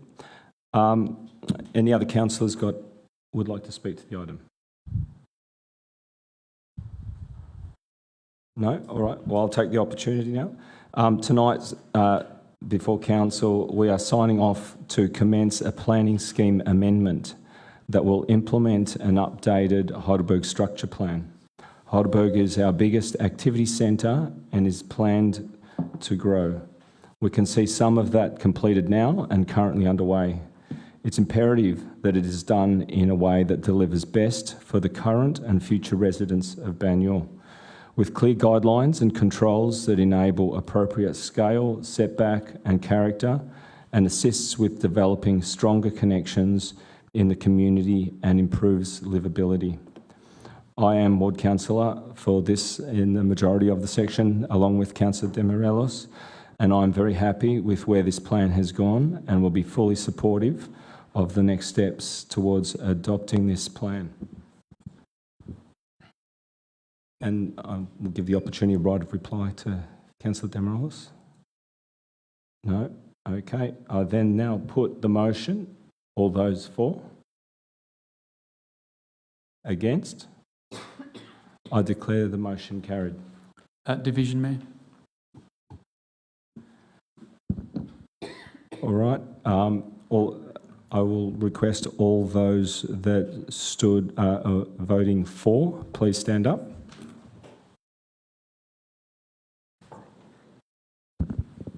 Councillor Champion, Councillor De Morelos, Councillor Melican, Councillor McKern, Councillor Castaldo, Councillor Garotti, Councillor Neely.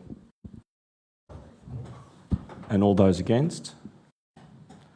Councillor De Pasquale. I declare the motion carried.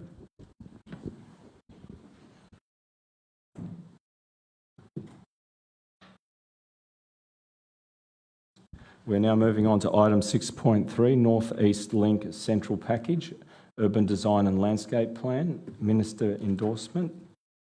There is one speaker on this item this evening. Michelle Jovis from Friends of Banyule will address Council in person and is speaking for the recommendation. Michelle, you have 2 minutes. Thank you. I want to thank Council for the work that it's done, but it needs to go so much further. Banyule residents in Yallambee, McLeod and Watsonia are suffering while this 7-year build is happening. For information, I've been reappointed to the North East Link CLG, despite all my troublemaking. NELP CLG is not a consultation committee. It's a committee where NELP say what they will do. The contractors and NELP do not listen to the community, or do they seem to care about the impacts. The council representatives that have attended the CLG are largely silent on the issues, and I wonder why they aren't raising issues that must and complaints that must come to council. The question is there another forum that council can raise community concerns? And if so, what is it? Because it's certainly not happening at the community CLG. Further, it would be helpful if council beefed up or explained to the community just what advocacy it is going on and what it consists of and what it has achieved. For example, what has happened to the Link campaign? You know, what came out of that? And regarding the tree loss along the Hurstbridge corridor, I noticed that there's significantly more recent tree loss that's currently occurring along the station, just north of McLeod, along Summers Avenue. So that's another assault on the trees, and that's impacting the biodiversity value of that corridor. I'd like to ask the councillors if they are aware of the health and wellbeing impacts that residents are currently experiencing. Could I have a little bit more time to just discuss that? Please wrap up. Did you say wrap up? Yes, thank you. Okay, well, I'm finished. 2 minutes. Thank you. Thank you. I have a question for the speaker. Councillor McKern. Thank you, Mr Mayor. Thank you for your well-considered statement, Ms Jovis. You mentioned the possibility of another forum to address community concerns, particularly in relation to North East Link? Do you have ideas about what that forum could No, I'm look just like? wondering what the process is for council to discuss community concerns, because the community aren't hearing about that. And at the community liaison group, where there is a council representative, I'm not having a go at the council representative, but they're not bringing issues. I think they're seeing it more as they go back to council and tell them what's happening. Whereas I think that there's an information gap, and that I'm sure that council would be getting the issues of road traffic safety that near Windsor Reserve, and parking issues and dust and vibration. I'm sure you're getting those complaints as well. And I'm just wondering, how the community can work with council to get a better outcome, because at the moment there's a strong feeling that residents and businesses aren't being heard, and neither is council. Like, that's the impression I have, and we need to have a better strategy or another forum. And also, I just wondered, I'm asking the question, does council meet regularly with NELP, and does council officers have the opportunity to raise Could you please these wrap really up? serious conditions? Mayor, I think the question's been answered. We need to continue with the proceedings of the meeting. Thank you. I'd like it. Mr Mayor, can one of the directors comment? Could the Director for City Development please provide some feedback to the question? Thank you, and through you, Mayor. So in answer to the question, does council regularly meet with North East Link Authority? The answer to that is we certainly do. There's a range of parts that we do that. So our CEOs meet on a semi-regular basis. We have staff that meet with their technical staff to discuss those technical matters. There's a range of information that we are privy to and discuss with them, some of which we're in a position to share, some of which we're not, because they remain the authority for the works that are happening there. To your question about are they listening to council and do we feel that we are heard, yes and no is probably the answer to that, as is reflected in the report that's tabled tonight. There are areas where we would love them to listen to us more. As to the status of the Lid the Link campaign, it's certainly still something that we would hope would be considered by the state, but we're really now in the position of waiting to see what happens with the decisions that are made in those next stages, as much of that process has gone a lot further than perhaps last time we were at the negotiating table with that central section of the package. So, yeah, it's a mixed outcome for us as well. We feel some of your sympathy for some of the issues that you have. We are working quite closely with our North East Link partners around trying to manage some of those extraneous traffic issues, errant trucks and a few other matters. And we've certainly found their community liaison people to be very responsive to the information that we pass on. And they seem to have strategies in place that are having some effect on some of the issues. But it is a very large project, so we acknowledge that some impacts are unlikely to be properly mitigated because of the scale of it. Thank you. Thank you. Now, councillors, there is an officer report before you, as set out on the agenda papers. I'm now calling for a motion. Do we have a mover? Councillor De Pasquale. Mayor, if I may move, I just have a amendment. If I may propose a point 3, so a new point 3.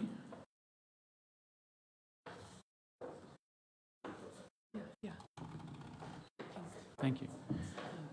New point 3, right to the Minister of Planning and the Minister for Transport and Infrastructure seeking the development of the North East Link Northern Package Urban Design and Landscape Plan to include further consideration of design options at the Watsonia interface for improved local uplift and amenity and future-proofed east-west vehicular, public transport, walking and cycling connectivity, and do not trigger the need for either more private land acquisition or the construction of another ventilation structure, and inclusion of a fully grade-separated shared user path connection from Frensham Reserve to Watsonia Station Car Park to better meet the connectivity aims of the North East Link urban design strategy. Now, that is a difference from the papers, just describing to the community, it's a difference from the papers because there was a final point that was, sorry, Mayor, if I may just go there.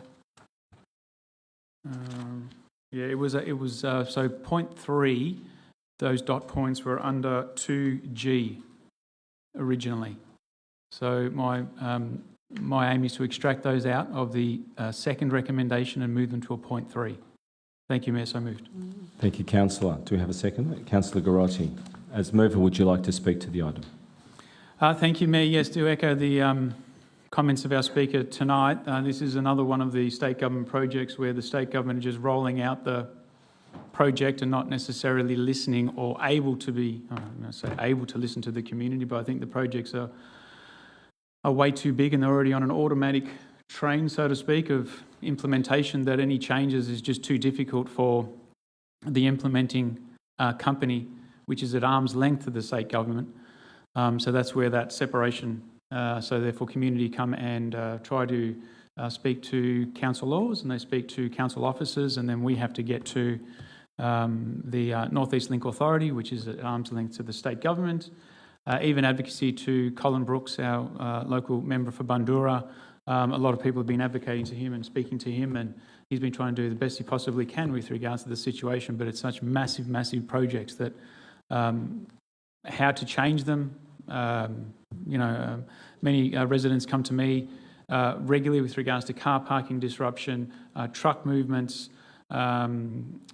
disruption with regards to noise, dust, traffic movement, traffic lights, things that are just blatantly left out. Closures for the traders. Closures, they go there in the morning looking to do a day's work and they can't get into their shop, or the road is actually closed off so people can't get into the street and they haven't been prior warning, or there's no prior warning. So that's just totally unacceptable. Now, the reason why, in answer to the question, I think there would be an advocacy report that we do get regularly that does address the advocacy and the outcomes of the advocacy too, both past and in the future. So that's just on that point. And just finally, with regards to point 3, we are not getting any information on the northern package, which is imperative to the Watsonia community. It is right at the Watsonia shop area. It's just there's no information coming out whatsoever about what's going to happen there.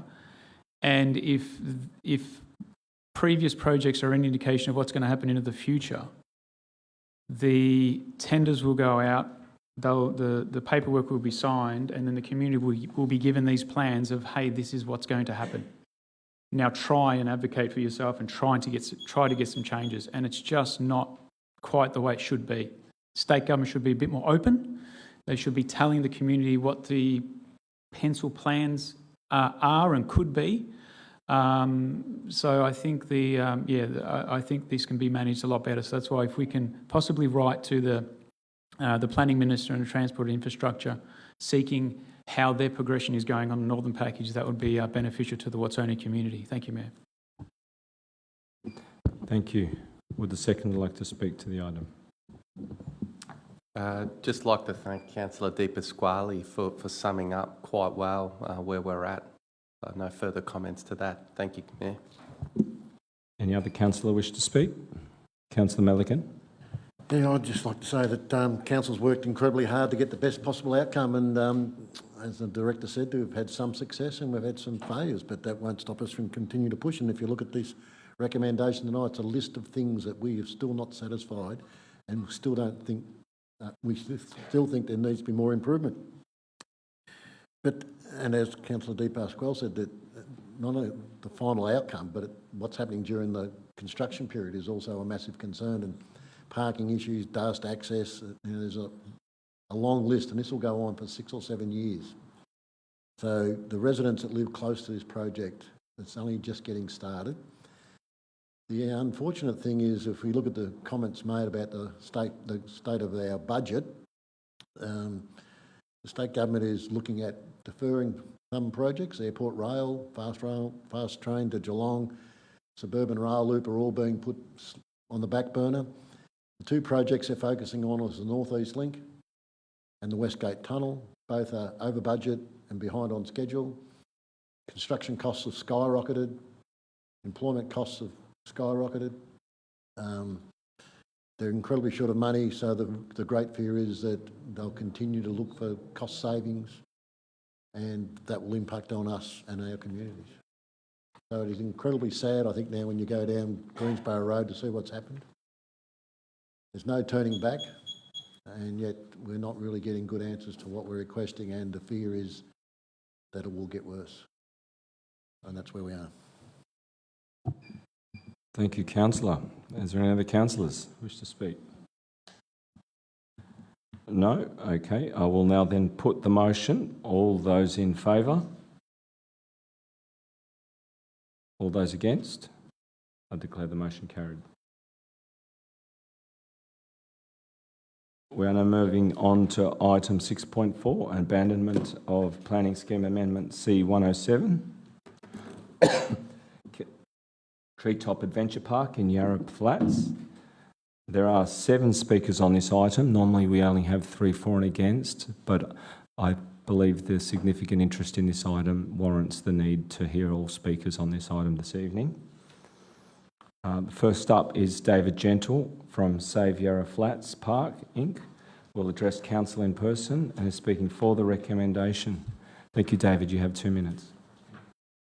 Thank you, Mr Mayor. Thank you, councillors, and to my fellow residents. The Treetops was Amendment C107 project. If it were to get up, would allow a theme park over an ecologically sensitive billabong in the Yarra Flats wetlands, which is habitat to 2 threatened species threatened with extinction, and is deemed of cultural significance to the Wurundjeri Woi-wurrung. The Treetops project should never have been approved, particularly since the community consultation outcome a few years ago, where 192 residents voted against it and only 13 voted in favour of it. For reasons of democracy, the environment and the Wurundjeri, the project should not have got to this point. But now the Wurundjeri have said no. They've written a very clear and unambiguous letter to the CEO and also to Parks Victoria, telling everyone that they oppose the project and they don't want it up. Council has many times, councillors right here, I particularly remember Councillor Garotti and Councillor Milliken, saying that we must, and also I think Councillor Castaldo, saying we must listen to what the Wurundjeri want. Well, the Wurundjeri, if you're listening, they've spoken. What more can you say? And particularly given the Yarra Strategic Plan and the panel decision, both of which, the panel decision itself was conditional on the support of the Wurundjeri, which hasn't been forthcoming. Going forward, I want to say that any future planning scheme amendments in the Yarra Flats Park should involve both the Wurundjeri and the Friends of Yarra Flats Park. The Friends of Yarra Flats Park is a very strong and a long continuing organisation that has turned the farmland there, what was farmland, into the forest that it is now. That concludes my speech. Thank you, Mr Mayor. Thank you, David, and I apologise for that interruption. Next we have Andrew Lees from Friends of Yarra Flats Park, and will address council in person and speaking for the recommendation. Andrew, you have 2 minutes to speak.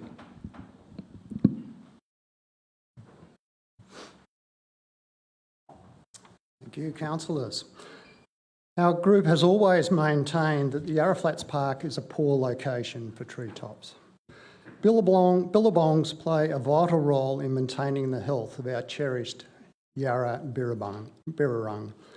This is well understood by Melbourne Water, and their multi-billion-dollar program to improve the Yarra concentrates heavily on billabong restoration. This is also well understood by the Wurundjeri, who work closely with Melbourne Water to achieve this goal.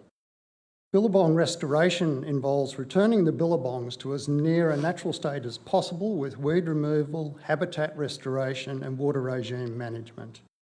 The Treetops proposal is over the top of the Banksia Billabong. The Banksia Billabong is listed as a significant Yarra Billabong by Melbourne Water. The Yarra Strategic Plan declares that the restoration of the Yarra Flats Billabong complex, which includes Banksia Billabong, is a priority project. That Treetops would have a detrimental effect on the Banksia Billabong is very obvious to our group and our local community, and the recent planning panel found this as well. Our group is also hard at work at doing Billabong restoration. We're restoring another Billabong in the park adjacent to the main Yarra Trail. This has been very successful with praise from Melbourne Water and Parks Victoria officers. Many passers-by are stopping to enjoy water and its wildlife and giving us glowing compliments about the results we're achieving. We've managed this at the same time as improving the natural environment. We aim not to lock these places away. We aim to have them as places that people want to visit, to enjoy, improve their personal well-being and engage with the natural environment. I've been advised that Melbourne Water are wanting to start restoration work at Banksia Billabong, and their Banksia storm water diversion proposal will aid this. The Wurundjeri, with their wisdom of the natural world, can see this is the path forward for a better Birrarung and its billabongs. I hope that Banyule Council will join us on this journey at Yarra Flats Park. Thank you. Thank you. There's a question for the Speaker. Would you please remain at the lectern? Councillor McKern. Thank you, Mr Lees, for your welcome statement. I'd like to ask you, as I believe you're President, is that correct? Correct, of the Friends of Yarra Flats Park. How integral do you believe the Friends of Yarra Flats Park has been and is to the protection and enhancement of the Yarra Flats Park area? And also, if you could speak to the achievements and collaboration efforts that Friends of Yarra Flats Park has achieved. Probably will take about an hour to discuss. If you could, I think those were already addressed a little bit in the presentation this evening. If I could just very If you could briefly keep it say brief, thank that you. our group has worked for 40 years in the park and has transformed it from farmland into one of the largest forested areas in Banyule and in fact even in Melbourne. And I think that probably tells you the answer you want to know. Yeah, thank you. Thank you. Great. Next up, we have Michelle Jovis from Friends of Banyule, who will address Council in person and is speaking for the recommendation. You have 2 minutes. Thank you. Thank you. Abandonment of the C107 planning scheme of the Treetops Adventure Park in Yarra Flats is the right decision. But the community and Friends of Banyule believe that it's come about for the wrong reasons. Community and environmental experts were concerned about the biodiversity, environmental and cultural concerns about this unsympathetic and environmentally damaging commercial project on Parks land. On the 4th of October, I believe, 2021 meeting, Council, through rather bizarre and incomprehensible reasoning, abrogated the responsibility to make a decision to stop this inappropriate development and abrogated that responsibility back to the Wurundjeri Woi-wurrung Cultural Heritage and Aboriginal Corporation. I would accept for Councillor McKern's principled argument on the night. The decision on the 4th of October was a dark day for this council and its commitment to the Wurundjeri Woi-wurrung, the local community and the environment, and to council policies regarding climate action, biodiversity and urban forests. I hope that future council training will be beneficial in this regard. Thank you. Thank you. The next speaker we have tonight is George Paris, who will address Council and is speaking for the recommendation. George, you have 2 minutes. Honourable Mayor, Councillors and Council Officers, every Banyule Council meeting opens with an acknowledgement of country to the acknowledging the Wurundjeri tribe on whose land we meet, work, live and prosper. But how good are we at actually listening to the wisdom of the First Nations people? Have we learnt anything in the last 2 or 3 decades of attending reconciliation meetings? Have we taken time at the many generous presentations they make and walks in nature with Wurundjeri elders to learn how to start seeing the land? Its remnant native vegetation, its trees, its plants, animals, its hills, ridges and catchment areas, its creeks and river valleys, and in particular the Birrarung, the Yarra River floodplain, and its riparian forests, billabongs and wetlands as the heartland, the food bowl, the epicentre of the Wurundjeri Woiwurrung people.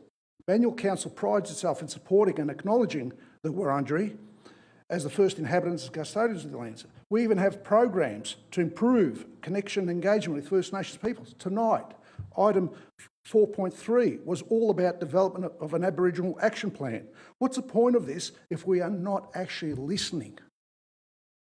This Treetops project, as outlined in the Council Officer's report, has been kicked around by the head office of Parks Victoria for a long time. It even arose 13 years ago in a different form before the current proposal was mooted. The proposal was knocked back more than 13 years ago. It was clearly seen back then as an inappropriate use of public environmental open space. Community groups, many community groups, well in touch with seeing the land and sympathetic environmentalisers have stood up against this crazy commercialised use of public land on the remaining floodplain. There are 6 groups that I know of over the years that have been involved, and their stance has been consistent with that of the Wurundjeri. We need to make a stance. We need to go back proactively to Parks Victoria. We need to have high expectations of their public land management. Weeds, public dunnies should not be left for a commercial operator to fix up. We pay our park levy. They need to manage that land for its biodiversity. It's part of the river, and we expect more from them, and this needs to be buried forever.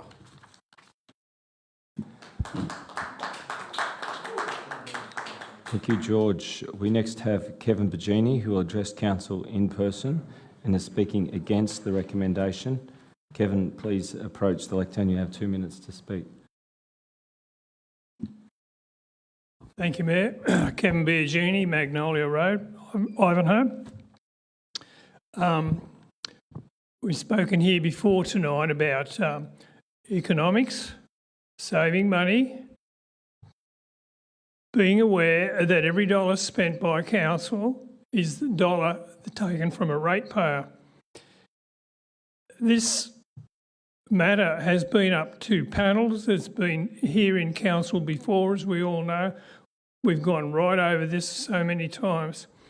I have heard people speak about the adventure park as a commercial venture, as if it is not a good thing. And we actually condone that in many other places in Banyule, so I don't think that's anything bad. And it'd be a great shame if people couldn't take their children or their grandchildren to an adventure park and enjoy all the benefits of such a place. And I have to tell you that this adventure park is promoted to be built on a reconstituted piece of land that was never a wild section of trees. It's almost an artificial forest. Now that's worth noting, Mr Mayor. I'd like to see this thing go ahead. The only one real group of people who are against it, and they believe that they're the custodians of this park. And I'd like to see someone say to me here tonight what sort of care they carry out in that park. Thank you, Mr Mayor. Thank you. Next we have Alicia Curry, who will address council in person and is speaking for the recommendation. You have 2 minutes to speak. Thank you. Thank you, councillors. Although the recommendation is to abandon Amendment C107, I don't think we're on the same page here. I think the community wanted you to back biodiversity. I think they wanted you to back the forest. I think they wanted you to back conservation, and you haven't. This all is hinging on one decision by the Wurundjeri. And I note that this is not the last of the plan. Currently, there's the youth plan in Shaping Banyule advertising that you're going to put pump tracks into Rosanna Parklands. Now, that's another conservation area, so I would encourage people here to make a response to Shaping Banyul's youth plan to say that this is not on for our conservation areas, please. And secondly, this decision is hinging on a decision by the Wurundjeri, and yet your report says they remain opposed. They always were opposed to it. And so condition was giving them proper respect by asking them again. But on the date of their meeting, which was 2nd of November, their letter is dated 2nd of November. It states they would like to reiterate its views regarding the Yarra Flats treetop. Now, that was done on the 2nd of November. I wrote to Council in December and asked them what the update was. They told me that the meeting had taken place, there was further meetings planned. Those meetings were to organise the Cultural Heritage Plan, and yet now we discover that actually prior to me asking the question, this was already rejected. So it's come back to Council. So yes, I support the abandonment, but I need you to rethink why we're abandoning this and then report that back in other avenues. Thank you. Thank you, Alicia. Look, I'd just like to have a clarification from an officer. The date on that letter was the 2nd of November. When did we receive that letter? Could we please have that, the Director for City Development? If it's... 27th. I've just got it from the CEO. The 27th of February is when we received that letter. We now move on to the last speaker this evening, Barnaby McLarath, Principal of PE Law. Please make your way to the lectern. You have 2 minutes to speak. I'm really here tonight to ask you to defer this motion. I'm here with my instructor, Nick Danson from Treetops. Now, I also wanted to say, just by way of introduction, I used to work at Maddocks. There was a very constructive hearing before the panel and actually drafted council submission on the North East Link, so it's a bit odd to be on the other side of the lectern, I suppose, from that point of view. But now, my instructor today just came from a meeting with Uncle Ron from the Wurundjeri Woiwurrung on site today, and I'm mentioning that to you just to indicate that the discussions are ongoing. Now, by way of background, the council originally voted 7-2 to adopt the Amendment C107.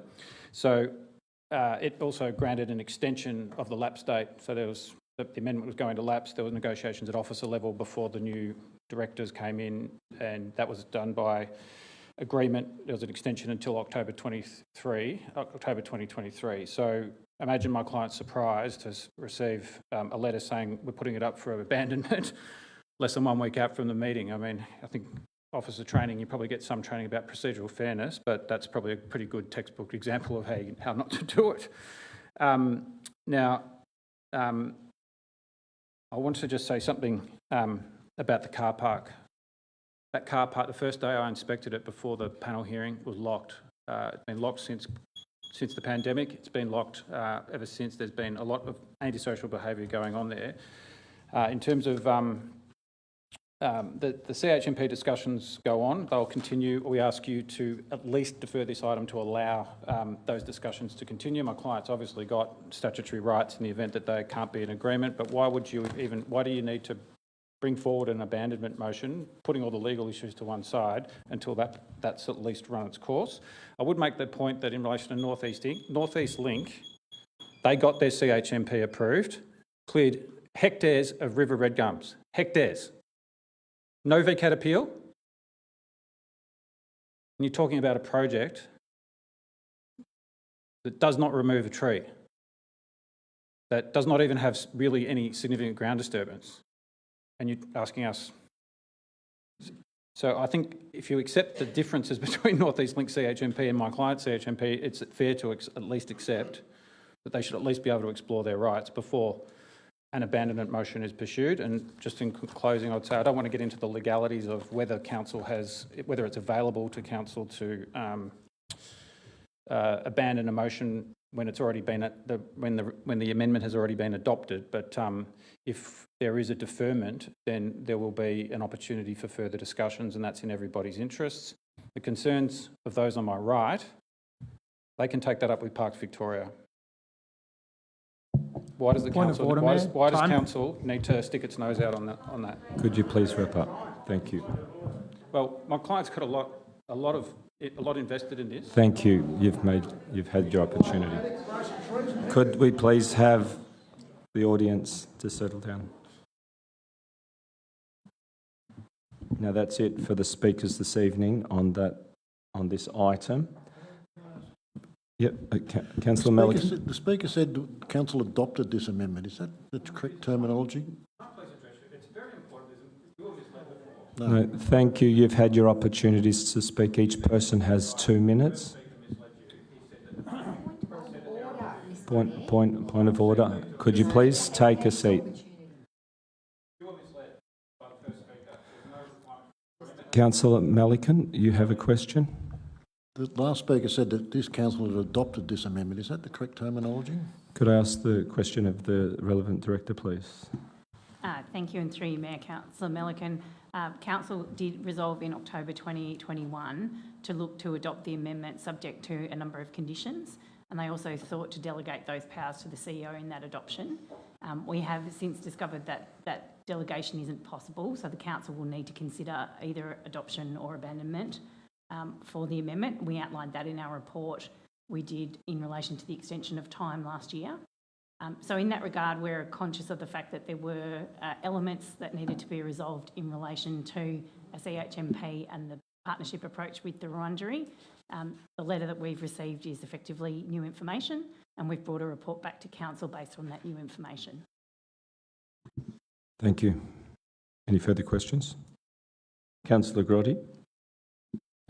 Yeah, Mayor, the final speaker mentioned that there'd been a further conversation with an uncle of the Wurundjeri. Just seeking feedback from officers, have we as a council had any further feedback from the Wurundjeri following the formal letter regarding a potential change in their position? Could the Director for City Development please Thank you, speak to and that? through you, Mayor. So the letter for the Wurundjeri, which was regrettably not received until very recently, was provided to us following our last meeting with the Wurundjeri Corporation when we met with them about the amendment. They had a number of questions for us, and we made it very clear that part of our consideration of the progress of the amendment, we did want to take into account their views in relation to how they viewed the project. And I understand that the letter was the response to that meeting that we held with that community group, and it's regrettable that just wasn't seeking, received. the question was, has there been any further feedback since that letter? Sorry, Mayor, it was a very simple question. Thank That's you, to the CEO. No, we haven't heard anything further than the letter received today.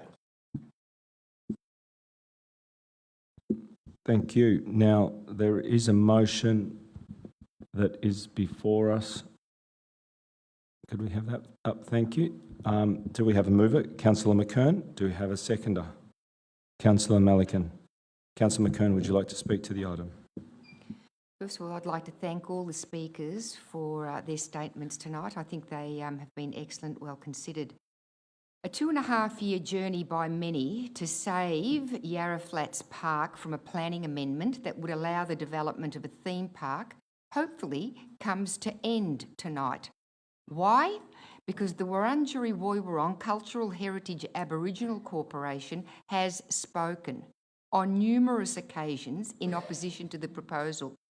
192 Banyule residents have spoken by way of submissions in opposition to the proposal. 76 members of our community put their hands in their pockets to raise $10,500 in 7 days for representation to oppose treetops at the panel hearing. The message from everyone who knows and loves Yarra Flats Park is loud and clear. Yarra Flats Park is a special place. Yarra Flats Park is a site of Aboriginal cultural significance, as stated in the Yarra Strategic Plan. And it is a plan that was adopted by this council. It is a plan that came out of the Willip-Jin Birrarung Muron Act of 2017 for the protection and enhancement of the Yarra River and its land as one living and integrated natural entity. As fellow councillors and our community is aware, I have from the beginning opposed this proposal, and I wear this blue ribbon tonight to show support for the conservation of our natural environment. I also want to thank sincerely everyone in our community who has proposed this proposal. There is more I wanted to say tonight, but this afternoon I was made aware that legal complications have arisen regarding treetops. It's a live matter, and I will, through you, Mayor, request that the Director of City Development explain the situation. Yeah, could the Director of City Development please speak to that question? Thank you, and through you, Mayor. So Council has been informed and received an application of Friday of last week for an injunction in relation to the consideration of the matter. A hearing was held today in which an interim injunction was not granted by the tribunal, and a hearing has been set for the 5th of July, so the matter continues to be live.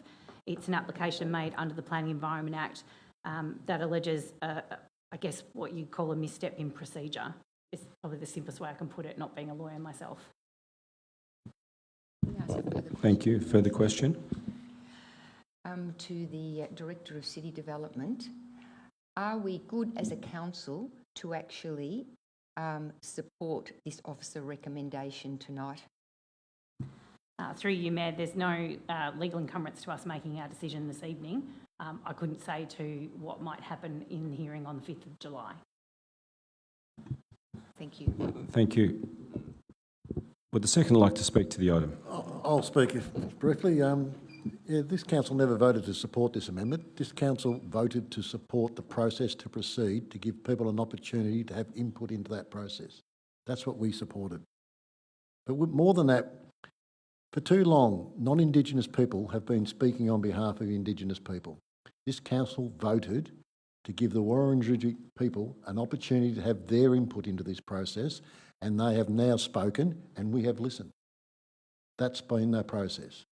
And I very much appreciate all the input today, and George and all the other speakers spoke beautifully. I just thought that following on from the new Yarra strategic plan, which gives a lot more control to Indigenous people, that this was an opportunity to us to show that, yes, we respect your point of view, we want to hear your point of view, and we'll take notice of your point of view, and that's what we've done. Now, I know some people have been upset that this council continued with this amendment against their will and against their input, but I thought it was an opportunity for us to say, we care about your point of view and we want to listen to it, and that's what we've done.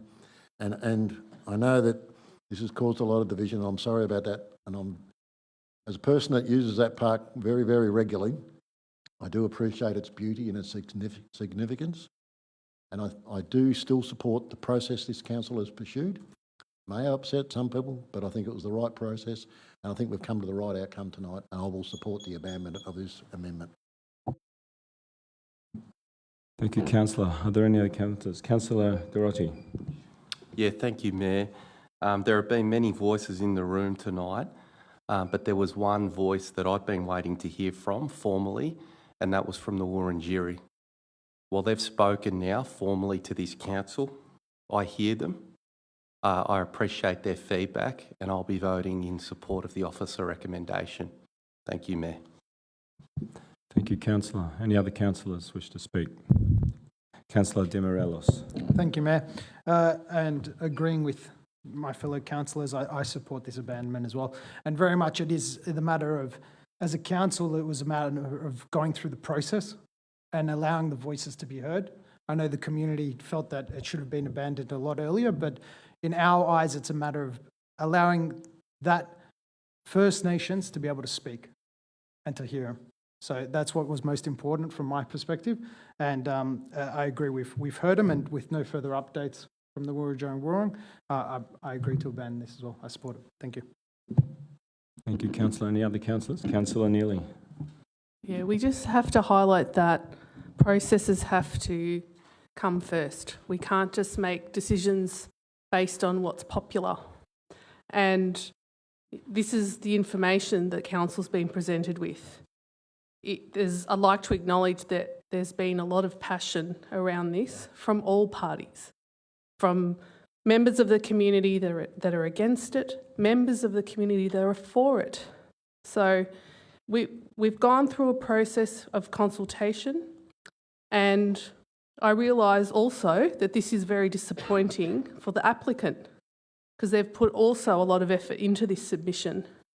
But we're listening to the Indigenous community and acknowledging their special understanding of the land, and also other members of the community that want to keep the land publicly accessible and preserved. So I support the recommendation. Thank you. Thank you, Councillor. Any other councillors? All right, I'll take the opportunity. I'll keep this short though.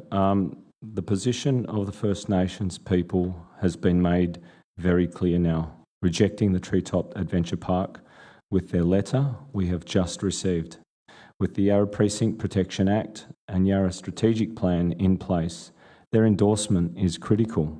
And so the recommendation of Council to not support the amendment is the obvious course of action. And I fully support the abandonment of this planning amendment as well. I'd like to give a right of reply to the Councillor. Thank you, Mr Mayor. It's just been said that many voices have spoken this evening, and I don't know that I need to say much more. Everyone in this room knows my position on this particular matter, and I don't think it's just a case of popularity. This is a case of our community understanding the conservation values of Banyule, the Yarra River. They understand the strategic directions that we have as a council committed to on many occasions, and that's why you are here tonight. That's why we are here tonight, to support one of the most important things about Banyule, its natural environment. Thanks, Mr Mayor.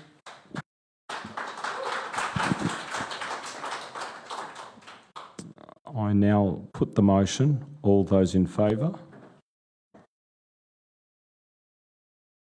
All those against? None. I declare the motion carried.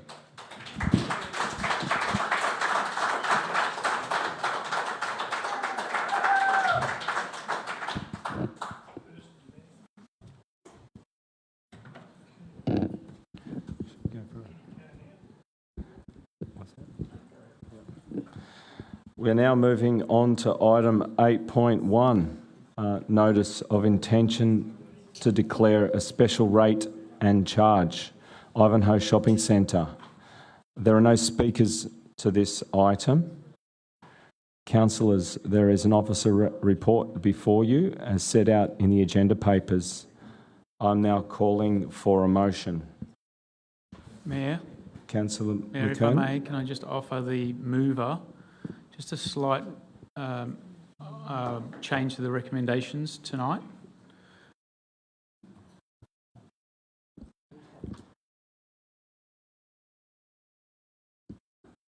Are you comfortable with those? I believe Councillor McKern, were you looking to move this agenda item tonight?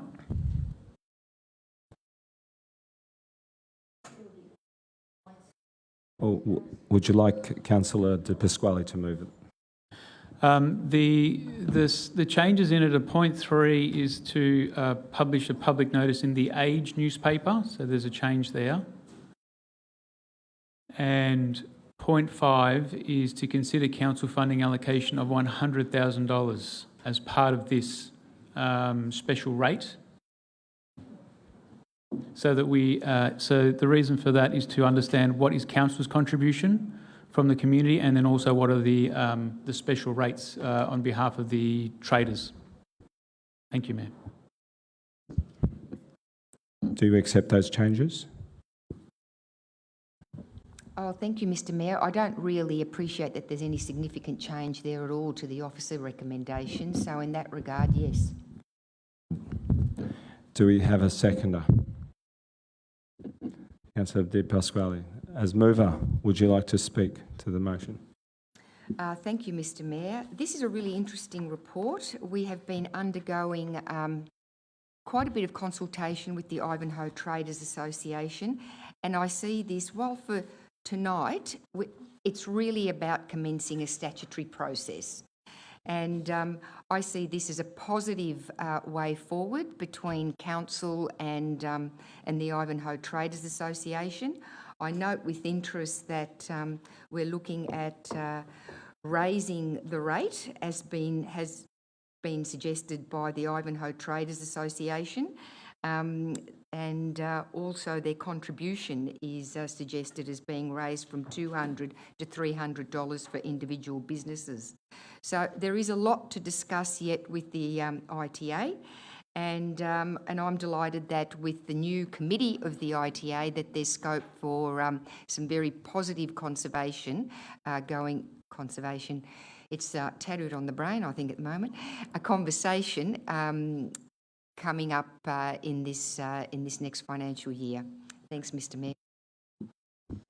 Thank you. Would the second like to speak? Yes, thank you, Mayor. And just to acknowledge this is the special rate charge for the Ivanhoe Shopping Centre and all the work that the traders there do, the managers there do on behalf of the entire Banyule community. I was just trying to include clarification on the monies and the amounts of monies that are raised, firstly by the special rate, by the traders who are part of this scheme, and secondly, a contribution by council. The reason to do that is for a couple of reasons, Mayor. Firstly, over the last few years, we have made a decision to cover the traders' proportion of the special rates in all our shopping precincts. So that's the first thing. And it almost sounded to me like the motion that was coming up, the recommendation that actually came up, was that was a continuation of that happening. It's not actually a continuation of that happening. There are proportions that actually do come from the traders, and I think the public need to understand that. So it's a contribution from council. So us councillors as a group have made a decision to allocate ratepayers' dollars to this fund, as well as funds from rates or a special rate, which is raised on behalf of the traders. So they will have their land rates of their shop, etc., and they will also have an extra special rate charge over and above that. So a great scheme that's been working for many years very successfully. And these types of special rate schemes, the community should be getting on board. Definitely the traders, become members of the Traders Association, get involved with this entire program. Thank you, Mayor. Thank you. Are there any other councillors that wish to speak? No? Right, a reply? I want to thank Councillor Di Pasquale for that clarification. The special rate and charge can be quite complex to understand. I think too what I want to highlight, the importance of all traders being involved. We've seen in the report that there's been an increase in the number of traders in Ivanhoe. There is concern amongst the trader group that it's the traders on Upper Heidelberg Road itself that tend to get priority. And I just like it mentioned and noted that the side streets leading into Upper Heidelberg Road are also part of the Ivanhoe Activity Centre and shopping strip, such as Ivanhoe Parade. So I would like to see more involvement from traders who are adjacent the shopping strip itself as a holistic approach towards moving forward. Thanks, Mr Mayor. Thank you. Now I will put the motion. All those in favour? I declare the motion carried.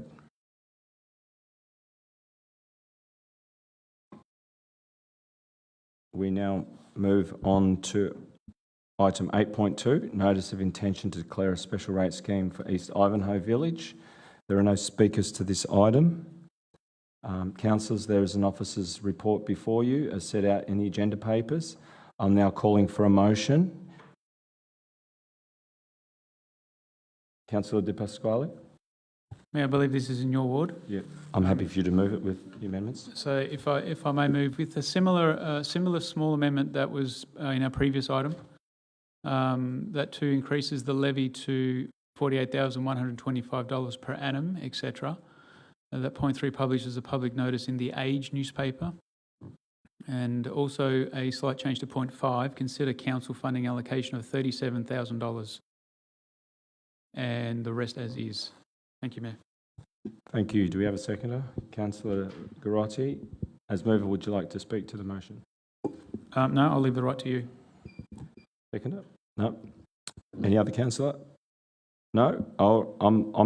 I will now speak as councillor, ward councillor. I'm fully supportive of the ongoing special rate scheme in East Ivanhoe Village. It's critical in this time of change to assist the village to ensure it is an appealing and thriving environment for our local community and beyond. And I will now put the motion. All those in favour? I declare the motion carried. We are now moving on to item 9.1, notice of motion, public health concerns.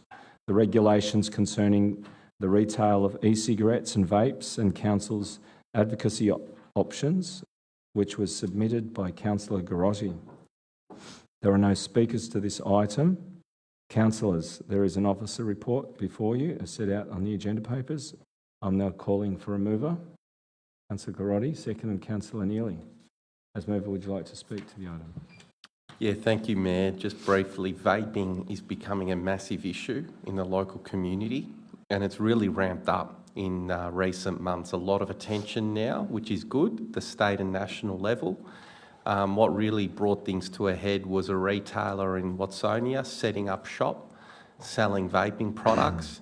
And as it turned out, CEO and I met with Loyola College and their leadership team, and that was one of the things they raised. A lot of parents, a lot of grandparents in my ward have contacted me about this issue. So we need to get to the bottom of what we can do as a council. What are our levers, whether they may be regulatory or advocacy, try and deal with this issue. Very big one for our community. Thank you, Mayor. Thank you, Councillor. Seconder?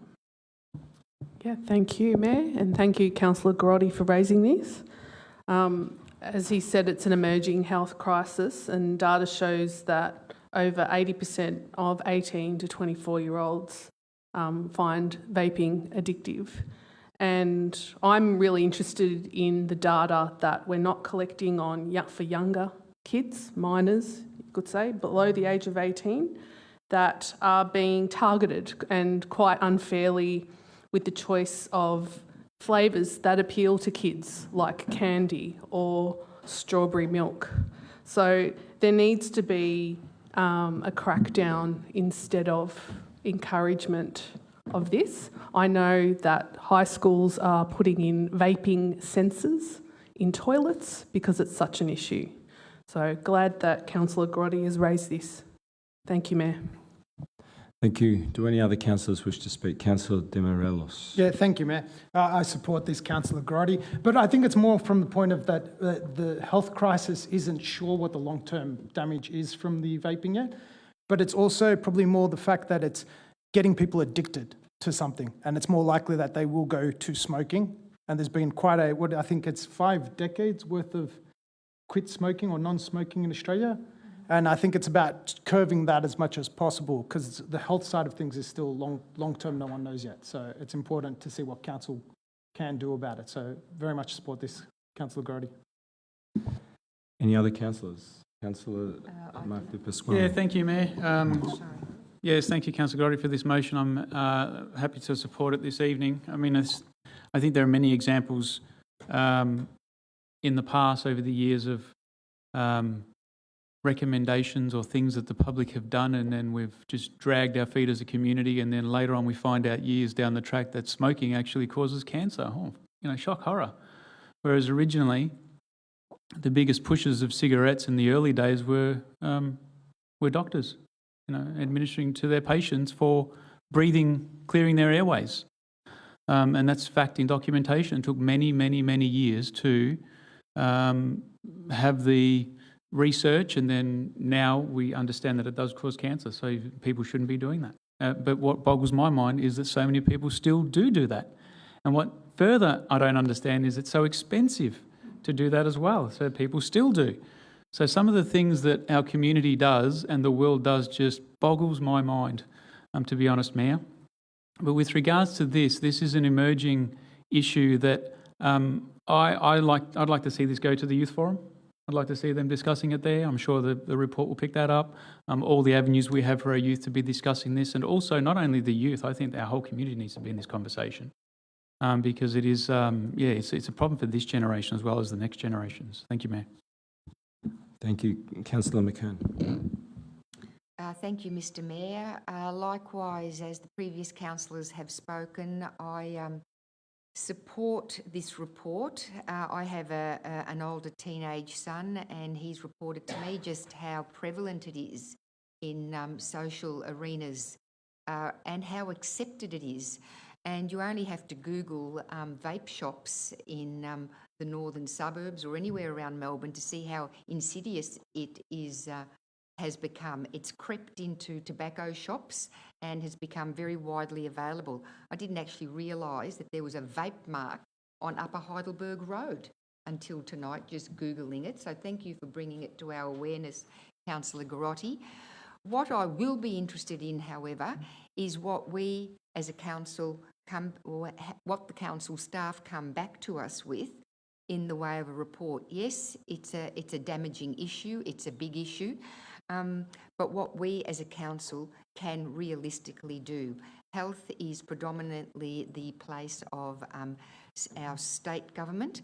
So if advocacy is going to be one of the recommendations that comes from a possible report back to us, it will be interesting to see what realistically we can achieve as a council. But just bringing it up like this, I think has the immediate benefit of raising awareness. Thanks, Mr. Thank you. Any other councillors? No. I will now put the motion. All those in favour? I declare the motion carried.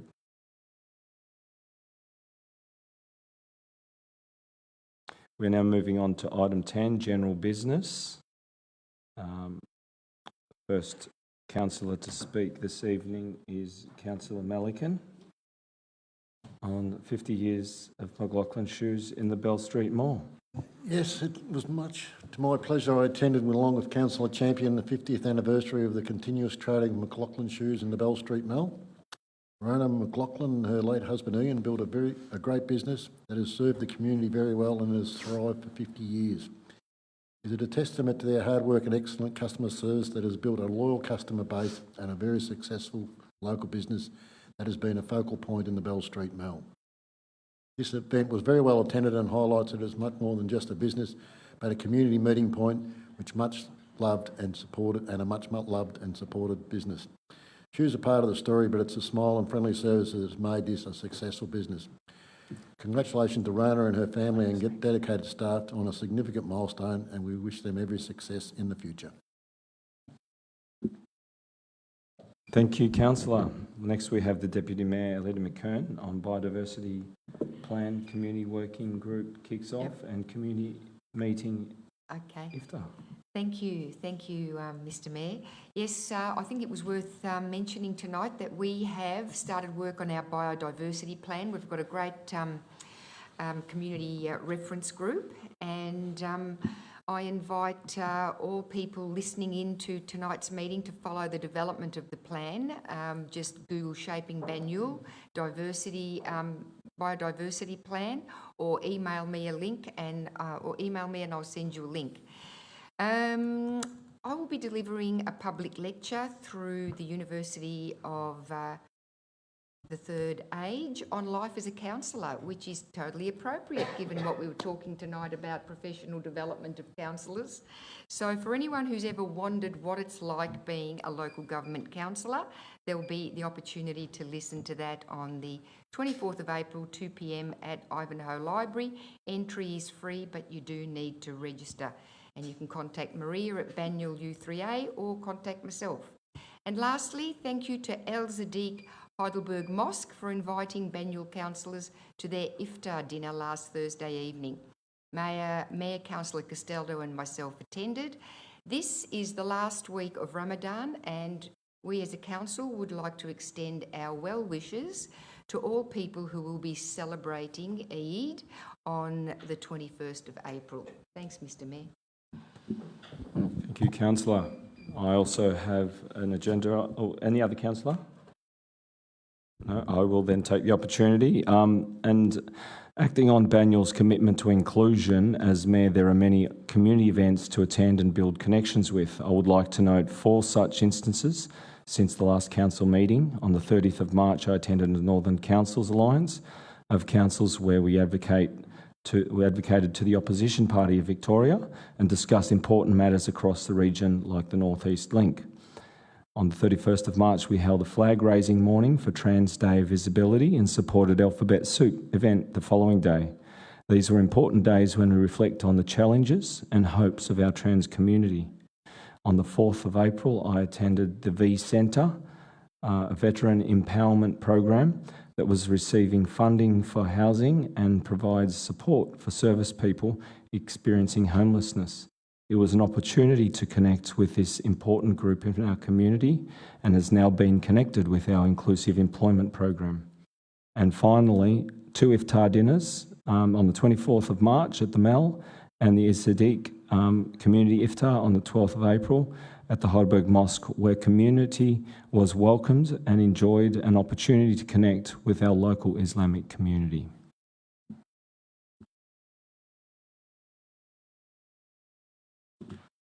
We now move on to public questions. We have received 3 public questions. I now request Council Directors of Corporate Services, Mark Gilio, to read out the questions and Directors to read out the Council's responses. The public questions will be included in the minutes of the meeting. The minutes will be available on the website later this week. Thank you, ma'am. First question is from David Mulholland of Ivanhoe, and the question reads, page 9 of March 22 edition of Banyul Banner talks about parking improvements in Heidelberg on the Cartmel Street parking area. Currently, this car park is free, i.e. no parking meters or ticket machines. Can Council advise if one of the parking improvements being proposed is paid parking once this development is finished? And I refer the question to Natasha Swan, Director of City Development. Thank you, and through you, Mayor. As part of the development of the land, it's anticipated that 183 public parking spaces will be provided. This is an increase of 89 parking spaces. No decision has been made about any parking restrictions that will be applied to these spaces. The Heidelberg Central and Bell Street Mall parking plan indicates that consideration should be given to paid long-term parking if a multi-deck car park was developed at this location. Prior to Council considering this, community consultation would need to occur. Next question is from Llewellyn Stevens from Heidelberg, and the question reads, noting that neighbouring Yarra City Council has commenced a project on recognising LGBTIQA+ heritage, what is Banyul City Council doing to recognise places, buildings and objects that are historically important to local LGBTIQA+ communities? A further question to Kath Brackett, Director of Community Wellbeing. Thank you. This issue hasn't been raised as a key project by Council's LGBTIQA+ Advisory Committee, but following receiving this public question, we will raise it with the committee.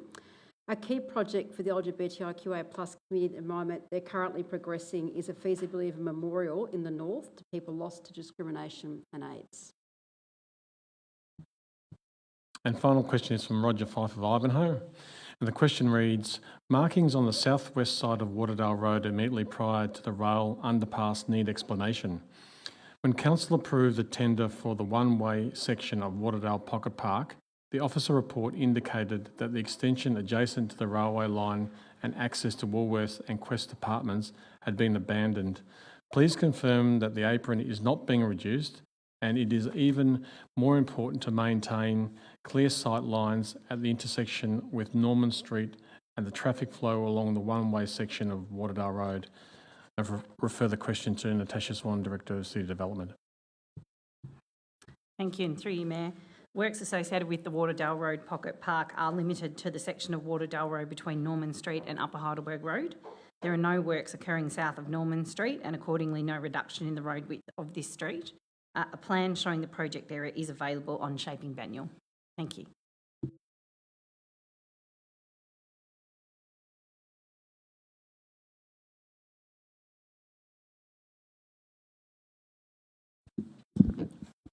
We now move on to closure of meeting. In accordance with section 66(2)(a) of the Local Government Act 2020, the meeting will now be closed to members of the public for the consideration of 2 confidential matters.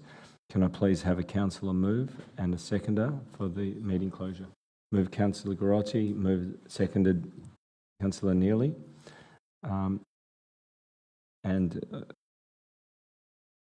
All those in favour? I declare the motion carried.